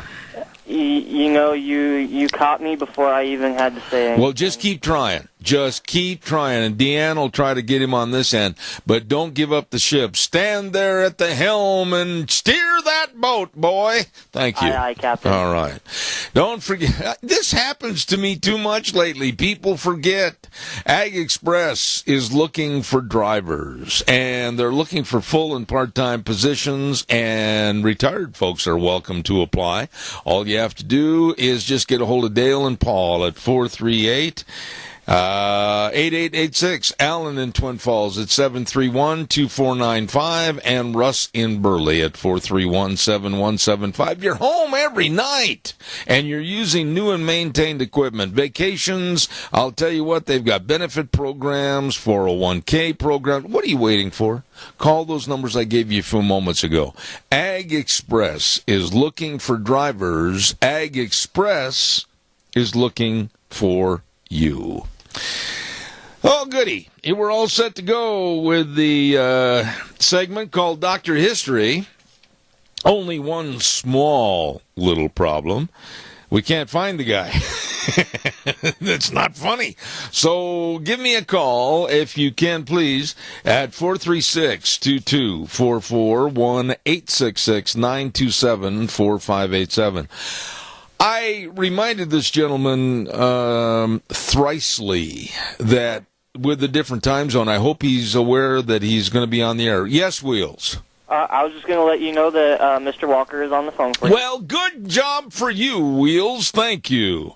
Give yourself a raise. And right now with me, and he scared me, and don't do that, Sam. Good morning to Sam Walker down in Nevada. How are you, my friend? How you doing, Zeb? I was a little nervous that all of a sudden you may have forgotten to be on the program. Oh, no, sir. I understood it to be 10:06. I'm in Pacific time. So I was actually in the shower. Well, I don't care about your hygiene, but I care about who's on my radio, and we're Mountain Time. You are on Pacific Time, but here we go, and you can stand there in your towel and dry off, but give us a little background. I understand that you are a noted gun enthusiast and know probably a lot more about old Western firearms than most people. Give us a little background, Sam. Okay, I was actually raised by my grandparents, and my grandfather collected antique firearms, including old Winchesters and old Colts. So I actually grew up with it. It's just something I've done my whole life. Okay, now, the name Sam Walker, is that any relation or correlation to the Samuel Colt and the Walker Colt? Okay, it actually is. That was actually my grandfather's doing. He requested that my parents name me that, but I don't know of any family relationship to that. I did ask that quite often. Okay. Now, what about some of these old firearms? I mean, what's your affiliation with these old guns, these old Western guns, and the Winchesters, etc.? Tell us a little bit of the history on those guns. Okay. Well, first off, we know, like, the Winchester itself actually came from the Henry Repeating Arms Company. Henry actually copied Vulcan. Vulcan was an early lever action. It was also manufactured by Smith & Wesson, but the ammunition itself was very fragile, and it just did not work very well. That's because the powder was actually seated in the heel of the bullet, so the base of the bullet. So Benjamin Tyler Henry came up with a way of making self-contained cartridges. They were 44 flat, is what they called it, which was really a 44 rimfire. When he went out of business after the Civil War, Oliver Winchester, who was a shirt manufacturer and had been an investor in the business, took it over, bought it out of bankruptcy, and it became Winchester Repeating Arms. Okay, now, Sam, I'm going to ask you a favor. Please hold the phone really still. I think you're on a cell phone, and I want to make sure the connection, we can hear everything. So, in essence, Winchester Rifle Company was an offshoot or an offspring of the Henry repeating rifle. Is that correct? That's correct. Now, which company... The only difference between the Henry and the Winchester is the Kingsport loading gate at the side.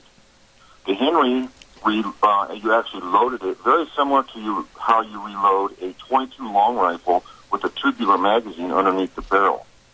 Okay. The Winchester, you loaded it through the side of the receiver or frame. Now, you mentioned about the ammunition with the Winchester, and it reverts my mind and my thinking back to a Hollywood movie with James Stewart, and the movie was called Winchester 73. That gun, they say, is one of the guns that literally won the West. What made the Winchester so popular? Was it really reliable? Give us a little history on it itself. The Winchester itself, the reason that it was so popular was due to the fact that it would hold so many rounds, and you could shoot it quickly. You have to remember, in those days, most rifles and shotguns were just single shots. Right. So it gave you an advantage. So, like the Texas Rangers back in the 1830s, they were using single-shot pistols, single-shot rifles. When they got a hold of the Colt Patterson, both the carbine and the revolver, now suddenly they had 5 shots in a revolver, 5 shots in a carbine, and they could hold off the Comanches. Now, so it was a great odds evener. Sam, let me ask you this question. Sam, let me ask you this question in regards to our history. When did the repeating rifles and the revolvers really take over in the West? When were they processed and manufactured so that they were readily available to the buying public? What year are we looking at? Okay, just so we're clear, the original Colt Patterson, that was the very first Colt revolver, was manufactured from 1836 to 1842. Now, that does not mean that there was a ton of them and everybody had one. That's completely a false idea. It really wasn't until the 1850s and 1860s that the revolver really took over. So you have to look at it like this. Anytime the military uses something, the people in the military, they learn to love it. They learn to like it. Look at the popularity of the AR-15 today. Look at the popularity of the .30-06 caliber after World War II. The same has been true throughout history. That's what people get used to. That's what they want. So before the Civil War, 1850, and after the Civil War, the popularity of the revolver was huge. However, there were not a lot of repeating rifles or carbines until the Civil War with the advent of the Henry and the Spencer rifle. Those were the first real, true repeating rifles. Okay, now, explain to me a little bit. I've heard a lot about the Spencers, and I know a little bit about the Henrys, but during the Civil War, what did they have? Just single-shot, single-action rifles? Yes, sir. During the Civil War, the South primarily used the Enfield, which was a .577 caliber. It was just a single shot. It was a muzzle loader.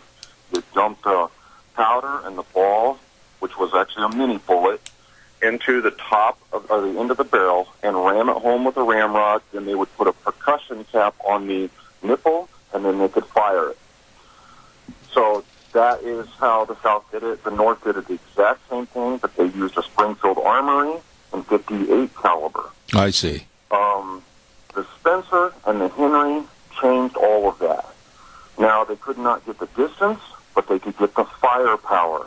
Remember, during the Civil War, they were using Napoleonic tactics, and because of that, men were just lining up. I didn't need to shoot, hundreds and hundreds of yards. Look at Gettysburg. These men marched across the field, and people just mowed them down, so they needed firepower. Yeah. So the Spencer and the Henry changed all of that. Now, let's talk a little bit about reliability. When we see these movies of the Old West, some of which are a little ridiculous about certain time frames and the usage of certain firepower or pistols or whatever, but when we see like the Winchester 73, how reliable were those guns and the ammunition? That's the one thing I'm concerned about. What about the bullets? Okay, let's talk about reliability. My friend Dave Adams and myself, we have a antique firearms appraising company. We all the time get antique guns like the 1873s, and there is a brass lifter in that takes the cartridge from the magazine into the chamber. And you see it all the time, and there are pins in the bottom where somebody's been hitting it with a rock, a hammer, maybe their pistol, something like that. Black powder, the gunpowder of the day in the 1800s, is extremely dirty. So they would foul up rather quickly. It's not like cartridges today. I see. Where we use smokeless powder. So they were not as reliable as guns are today because of the type of powder they were using. I see. They're extremely dirty. They would foul up. The guns would not cycle, including Winchesters, after so many rounds if you did not clean it. Okay, now, Sam, let me... Revolvers. In 1872, the U.S. Army was doing a test against Smith & Wesson and what became the Colt Peacemaker, and the Smith & Wesson gummed up. The Colt did not gum up nearly as often. Let me ask you a couple of questions. You know so much more about these guns than I would, even though I've been around some of these old antique Western firearms. But, you know, in the movies, I don't think they show realism as to what it was and how it really became with these Colt firearms, the Winchesters, etc. What about the Buntline Special? That's what you and I were going to highlight today. I have heard stories. Now, tell me if this is a fiction story or a true story, that on the TV series Wyatt Earp, starring Hugh O'Brien, when they introduced the Buntline Special for Wyatt to use in that TV series, Hugh O'Brien had a heck of a time trying to draw it out of a holster, and many sequences on that TV show had to be refilmed and reshot because he kept dropping the gun. What's the story on the Buntline Special? Okay. The Buntline Special was first brought up in Stuart Lake's book, Wyatt Earp, Frontier Marshal. It was first published October 7th, 1931, 2 years after Wyatt Earp died. Now, just so we know and understand, there's four things we have to look at for the truthfulness of this. First off, we can look at the man who supposedly gave Wyatt the Buntline Special. Where was he? Well, because he wrote all the time, and he wrote until his death in 1886, we know exactly where he was. So in Stuart Lake's book, he has Ned Buntline presenting 5 deputy marshals, not just Wyatt, but 5 deputy marshals, a Buntline Special, as he called it. Now, in examining this, that was supposedly happened in the spring, May, early July of 1876. There's only one problem. We know exactly where Stuart Lake was, and he was hiding from an ex-wife in New York, New York State. At the end of June, he actually even published an ad in the newspaper. He was going to put on a huge pyrotechnics display. He went fishing after that. After that, in September of 1876, he even went to the Philadelphia Centennial, Centennial display that they had. It was a huge thing, the Centennial year. It was called the Philadelphia Centennial Exposition. So we know exactly where Mr. Buntline was. I have a ton of notes. I mean, we could talk for hours. Well, again, I want to ask you, I need to ask However, there is nothing that shows he ever left the eastern seaboard the entire years of 1876 or 1877. Okay. So that presents a problem for Mr. Lake in his book, because Mr. Lake, in his publishing of his book, Wyatt Earp, Frontier Marshal, he goes into great details about Ned Buntline's presentation, who received it, even Wyatt Earp using the gun at the shootout at the OK Corral, buffaloing men, etc.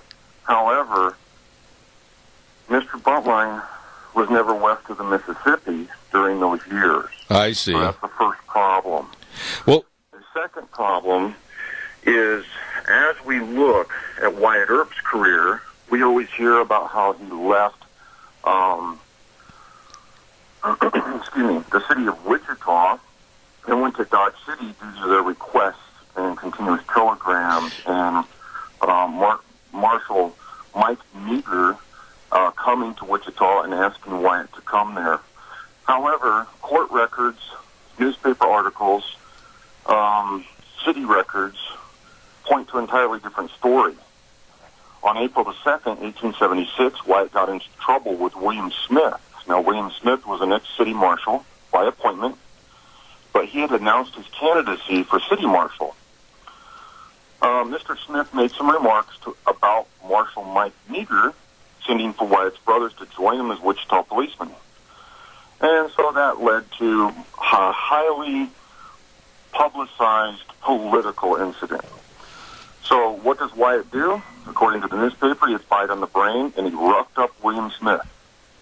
But since he roughed up William Smith, a candidate for the city marshal's office, city marshal's job, Wyatt was arrested for violating peace and order of the city. Judge Atwood fined him $30, and the cost of the case $347, and the city of Wichita versus Wyatt Earp. Because of this, the city council removed Wyatt as a police officer. I see.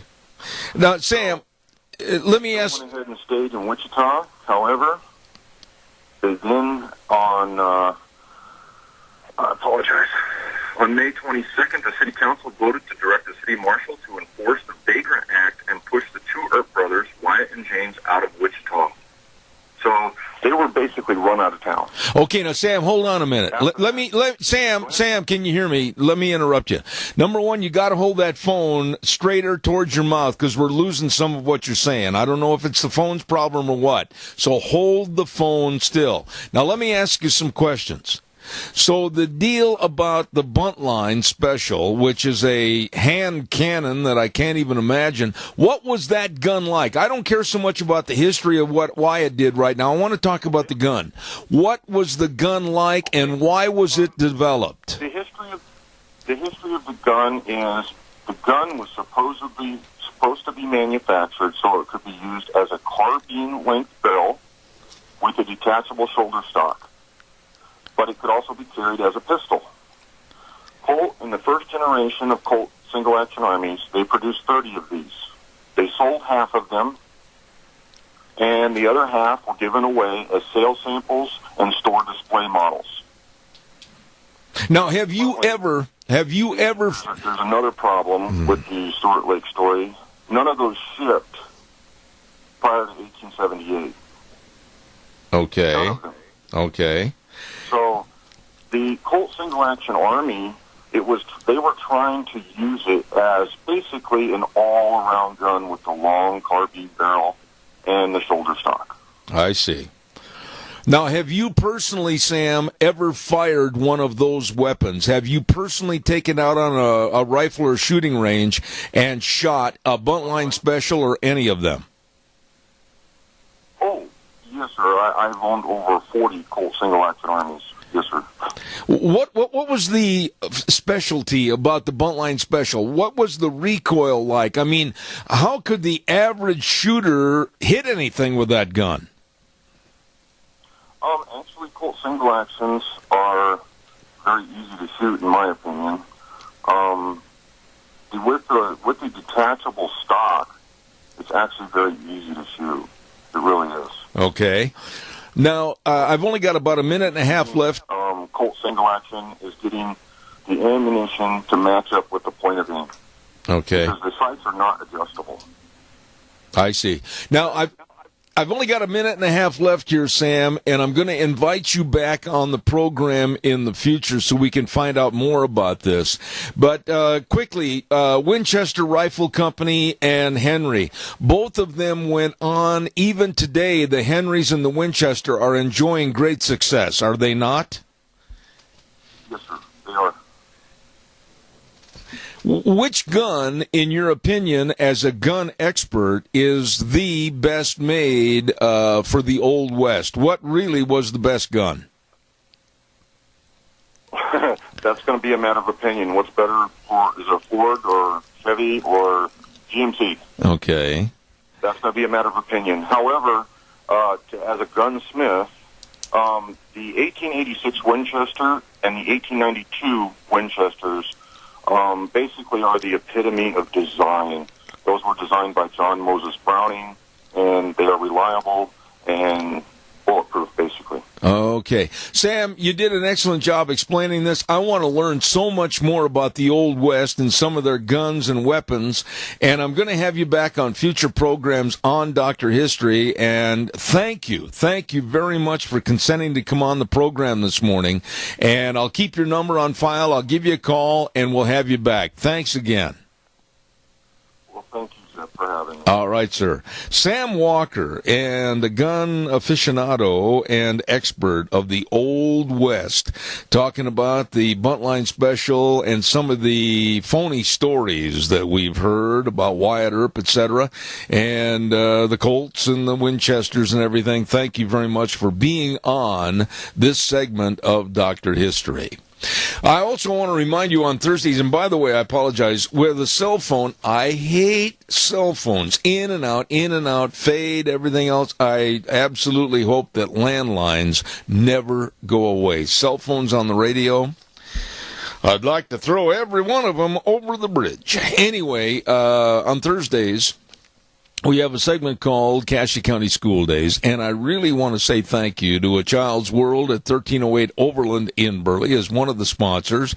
All the baby gifts, all the baby furniture, all the games and the puzzles, all the cribs and the car seats, everything right there for you at A Child's World, 1308 Overland in Burley. Along with the other sponsor, Ambulatory Surgery Center at 1344 Highland Avenue in Burley. The number to call and number to remember, 677-8888. You can save a lot of money on your outpatient surgeries like cataract surgeries, colonoscopies, hand and knee surgeries. All you have to do is call and find out more. 677-8888. Ambulatory Surgery Center and A Child's World, bringing you school days in Cassia County. Right now, we'll send it back over to Wheels, my old buddy, and we'll be back in 3 minutes. And now, back to Zeb at the Ranch on AM 1230 KBAR. To reach Zeb, call 436-2244 or toll free 1-866-927-4587. And now, here is Zeb Bell. And welcome back into our last half hour on a blustery Tuesday, June 13th. Good morning, everybody. Zeb at the Ranch. I'm Zeb Bell. Thanks for tuning in. We had this next lady on our program about 3-4 weeks ago, and she really impressed me. She is a knowledgeable, very knowledgeable lady when it comes to automobiles. As a matter of fact, she's got the nomer called the Car Coach, and we say good morning to Lauren Fix. Good morning to you. How are you? Good, Deb. How are you? You know, I am so impressed with your knowledge and everything, and your everydays, 24/7, 365, it sounds to me like it involves automobiles. Tell us a little bit about the day in the life of Lauren Fix. Oh, boy. Well, there's a lot going on. Every morning besides a workout to get my brain moving, usually something to do with cars, whether it's getting on a plane to go test drive a new vehicle. Like right now I'm test driving the new 2018 Toyota Camry. But last week I was driving the Honda Civic Type R, and earlier in the week I was with my co-host Paul Bryan. We do a his turn, her turn. We were in Spain test driving the new XC60. So every day it's something different. Every week we don't know who's going to invite us to drive something new. But on top of that, I'm also talking about car care, because these are things that affect you, because not everyone buys a new car, how to maintain the vehicle that you have, buying and selling sort of incentives that are out there to help you save money. And then I'm also talking about things that impact you in other ways, like your tax dollars are all going into putting in charging stations that many of us aren't ever going to buy an electric vehicle. And so I'll talk to you about things every day of the week. I'm always posting content on Twitter and all forms of social media to educate, empower, and inform people, because they don't get this information everywhere. They have to go seeking it, so therefore I have you one source for it all. You know, Lauren, I've got 1,000 questions for you, as I did the last time when we hung up the phone. Let's start with this. How did you take an interest in automobiles? I mean, let's face it, it basically has always been surmised as a man's world. How did you get into this for a job and occupation, and why do they call you for these test drives? Give us a little explanation on that. Well, it started off, I'm from Detroit, Michigan. I was born in Dearborn, and my father worked for Ford and GM and Chrysler. And I used to go out in the garage. We had a 70 Barracuda 383 slapstick convertible, and my father also had a 67 Corvette, and we had a Thunderbird and a boat. So amongst those four vehicles, there was always something that needed some form of maintenance, and I would always go out in the garage and help. I was basically the tool jockey. I was a tomboy, and I played poker for your Matchbox cars. So I was always into cars. But I never was told in my life, you can't do this because you're a girl. There was never a roadblock or a glass ceiling put in front of me. My father just told me, be an M&M, have a tough outer shell, because you will have a lot of obstacles. And I have over the years. There's been some people that just, they still live in 1910. But you learn to overcome, and it makes you stronger. But my love and passion for automobiles has ranged from racing. I started racing in 1980. My father was not a racer, so I kind of went out there and learned the ropes on my own and met some wonderful people along the way. And I had a racing school from 1986 to 2001 at Watkins Glen, New York. And my whole life has been cars. I was a dealer trainer. I worked on both the OE side, which means the new dealer side, to the aftermarket side, which I continue to do. I'm a mechanical engineer, so I used to design brake systems. So I have a very unique, diverse, multifaceted automotive background. It seems like everything I do is cars, including meeting my husband at a cruise night and naming our daughter Shelby after the Shelby Mustang. Oh, my goodness. Now, that was a great synopsis. I give you kudos for that. You did that very well. Lauren, let me ask you this question. When you test drive these vehicles, is it an open forum for you to be very critical of the car and the manufacturer? What are they asking you to do? They are actually never telling us you have to write nice things. They bring us out to these events, plus I always get vehicles delivered to my home every week. It's a different vehicle, sometimes two, because it fills up the driveway. But the interesting thing is they don't ever tell us don't write nice or not nice things. So when I've written about, for example, the Camaro, my co-host and I ripped it apart. Looks great on the outside, great performance, but you live in the car.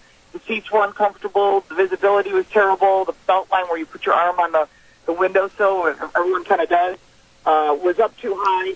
So things like that, we are more than happy to say it the way it is. And there's different perspectives. As a female, women own 60% of the cars on the road. They want to hear it from a woman. But that's why I brought in Paul Bryan. He brings in the male perspective, and it's nice because we give a nice balance of, we're both going to always have different opinions. Everybody always does, which is why I suggest listening to multiple reviews before you make a decision. But the idea is you want to know when you walk into a dealership and you kind of decided I want this vehicle, where are the obstacles, where are the strengths, where are the weaknesses, and every car has strengths and weaknesses. We've never driven a car that's absolutely perfect in every way, shape, or form. It all like to think that. But in reality, that's not the truth. The truth is every car is not as great as it likes to be because it comes down to dollars and cents. You can only charge so much for the vehicle. Let me ask this in kind of a backup question to what you just stated. Is it fair in assuming, Lauren, that when you drive, i.e. a Camaro or a Toyota Camry or any car, that you may have kind of the lemon in the bunch? And do you have to test drive another one to come up with a composite, yes or no, it's good or bad? I have had once or twice a vehicle that was delivered that had a mechanical problem because sometimes you get pre-production vehicles, and it's before they actually run, they kind of want our feedback. And the ones that have problems, they tell us do not review it, and they'll get us another vehicle at another time, and that's happened before. But it's not too often. Most times we get vehicles that are absolutely perfect. Other journalists have driven it, and it's good to see how it wears. But it's not the same as you owning it for 50,000 miles. Because we're not getting those kind of miles. Like the vehicle that I'm currently test driving only has a couple hundred miles on it, so maybe a couple of the people have driven it. Now, these tests, what kind of a test is it? I would imagine it's more than just starting up the engine, going 35 miles an hour and a 35 and 55 and a 55. What kind of a test is it so that you really know about the handling and the performance of the vehicle? Well, it's funny you say that. I was just having this conversation with someone. The test drives are never just, pull out and go 35. Even though in most cases people are driving, to work, to drop the kids off, go to the airport or whatever it might be. We actually have a test route that we typically follow. Sometimes we go off on our own. We're allowed to do that. It's curvy roads. There's braking areas. It shows handling, ride, comfort. We usually have a mixture of back roads, city roads, and then highways, so you can get a feel for what someone else would do, which is what I recommend if you're going to go test drive a car yourself. And then we also take time to talk about the inside of the car and sit in the back seat or a third row if there is one. We look at the trunk to see what kind of space there is. We really take a look at it.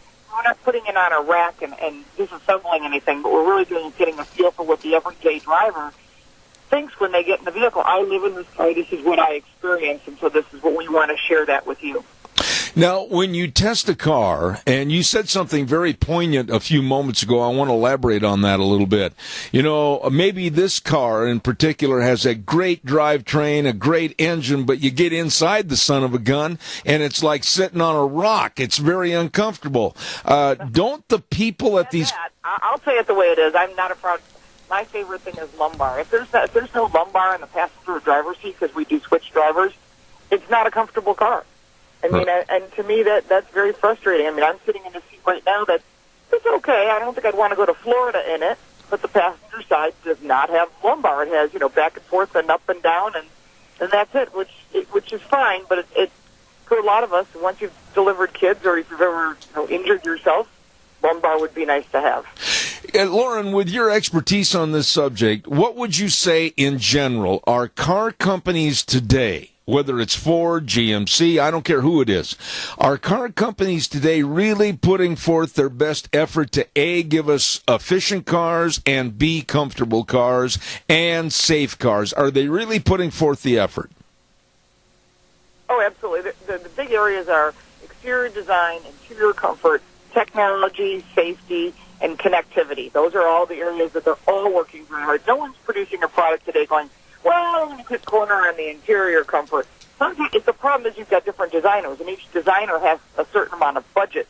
And within that budget they're allowed to spend, you have to decide, am I going to put that into the infotainment system and the connectivity and maybe cut back on not having lumbar or a rear seat that's not as comfortable, or am I going to try and spread the love evenly amongst each segment?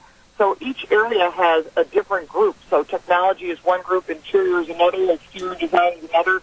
So they're looking at different manufacturers. Some have unlimited budgets. You may look at something like the new Jaguar XE, and it's a $34,000 car, and you think, no, they're going to cut corners. They really didn't. They built a great, small, four-door vehicle that they're selling like crazy because they figured out how to make it all work by using either existing platforms or components, and a lot of times sharing in that helps cut costs, which allows you to get more for your money. Okay, now I'm going to say something, and you can feel free to correct me and tell me I'm dead wrong.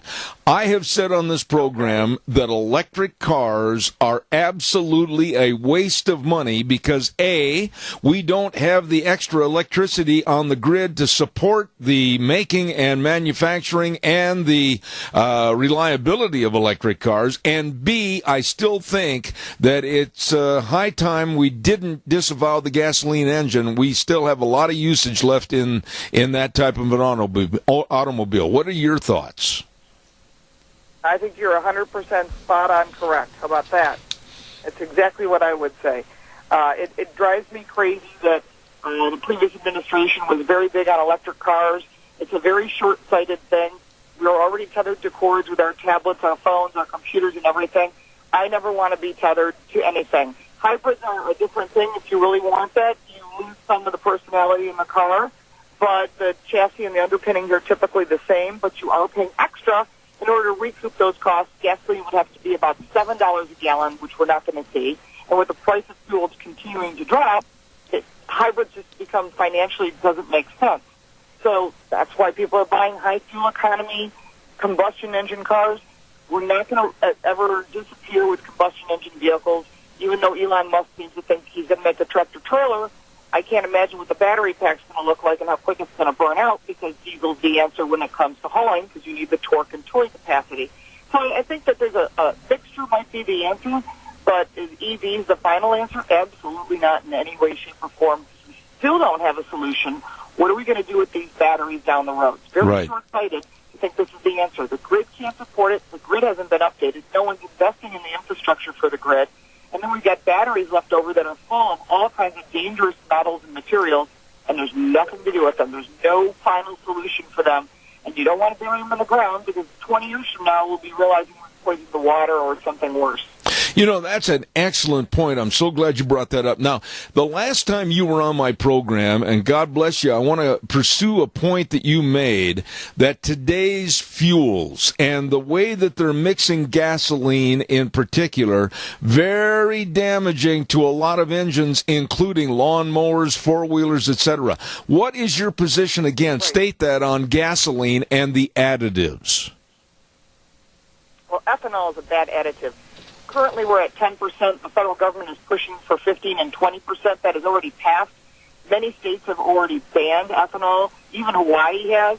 The reason that they are is because it actually damages snowmobiles, lawnmowers, weed whackers, anything that's a small engine, even motorcycles. It gunks up the engine. And a perfect example is I have an older car from the 60s, and I could not figure out why it was overheating. It would not run. And this weekend we tore it down to find out that the carburetor, we're talking about stuff from the 60s, was completely gunked up with ethanol.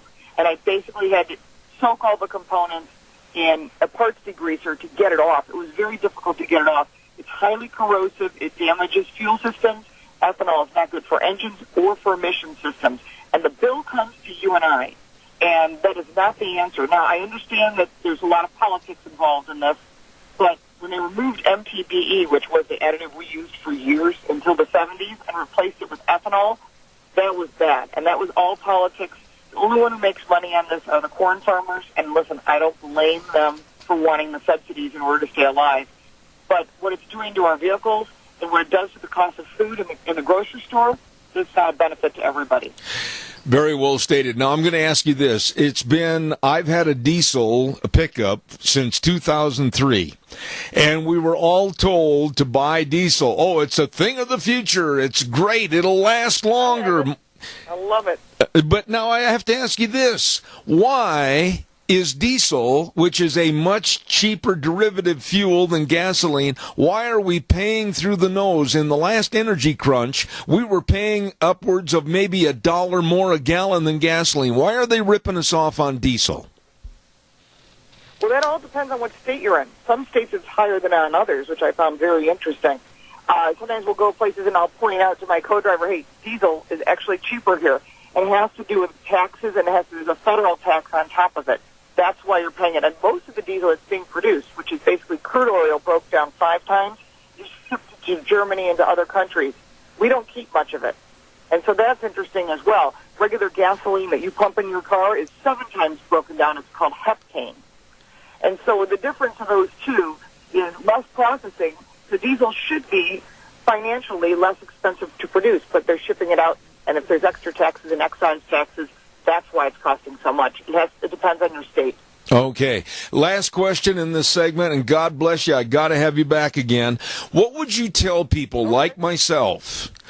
Should we buy new cars at the lot, or should we be looking at used cars that we can get a history on? Really, what's the most advantageous out of our pockets? Well, most advantageous out of your pocket would be to buy a certified pre-owned car from that brand. So if you're looking at a Honda, buy it at a Honda dealership. If you're looking at a Toyota dealership. Don't try to cross-shop by buying a Ford at a Toyota dealer, because you want the longest warranty that's going to be available on a certified pre-owned with all of the recall technical service bulletins updated. So the best bet is to go to that manufacturer's brand, drive a new one, look at a certified pre-owned. You'll probably save a ton of money. And if it's not that old, if it's a year or two old, sometimes you can get a lease on it. So that might also save you some money. You are great. Lauren Fix, the car coach. I absolutely love having you on the program. Please consent to come back. I've learned a lot, and I've got a lot more questions. Thank you so much. Anytime. Look forward to chatting with you again. All right. Thank you very much. Lauren Fix, the car coach. And boy, this lady makes a living 24/7, 365 with automobiles. And I thank her very much for being on the program. What did you think? Should we try to get her on in a regular segment? Let me know. And with her busy schedule, flying to different countries and trying different cars, you heard her say just a few moments ago she had to fly to Spain to test drive a vehicle. We're going to try to keep in contact with her on a more regular basis. I know something else we better do on a regular basis right now. We better get the weather on. Holy smokes! The weather brought to you this hour by Scarro's Meats. Hello, Don Scarrow. How are you? At 331 North Road, Jerome. Number to call, 324-7657. They have all the delicious meats. Oh, my goodness. You like breakfast? That's my favorite meal. They've got all the breakfast sausages and the bratwurst and the bacon. Oh, my. You better get a hold of them today. Scarro's Meats in Jerome, 324-7657. Right now, here's Gina with the weather. Grab your umbrella for today, because at least you're going to need it for the morning hours. We are looking at rain showers through most of the day, but as we get on into the afternoon hours, winds are going to be picking up, but the rain is dying down. High of 63 with an overnight low of 42. We are expecting winds out of the west, steady at about 30 miles an hour, gusts possible of over 50. Tonight we are looking at a low of 42. Tomorrow, sunny skies. High of 74, still going to be a little bit on the breezy side, overnight low of 49. Then for Thursday, looks like mostly sunny skies and 77. That's your weather for Zevith Rain. Oh, my goodness sakes. You know what I think I'll do? I'll tell you that in a minute. But right now, I want to remind you again about Scarro's Meats. You know, they've got all the delicious meats. I mentioned that bacon a minute ago, that new, leaner, more economical bacon, buckboard bacon. Delicious flavors, too. Check it out today at Scarro's Meats, 331 North Road, Jerome. Again, that number, 324-7657. They are changing the way we eat, one delicious bite at a time. Thank you, Scarro's Meats. You know what I think I'll do? And I'd like to get your input on this, is I'm going to call Lauren after the program and reschedule her for another segment next week maybe, and then give you time, if you have any questions about automobiles or your pickup trucks or whatever.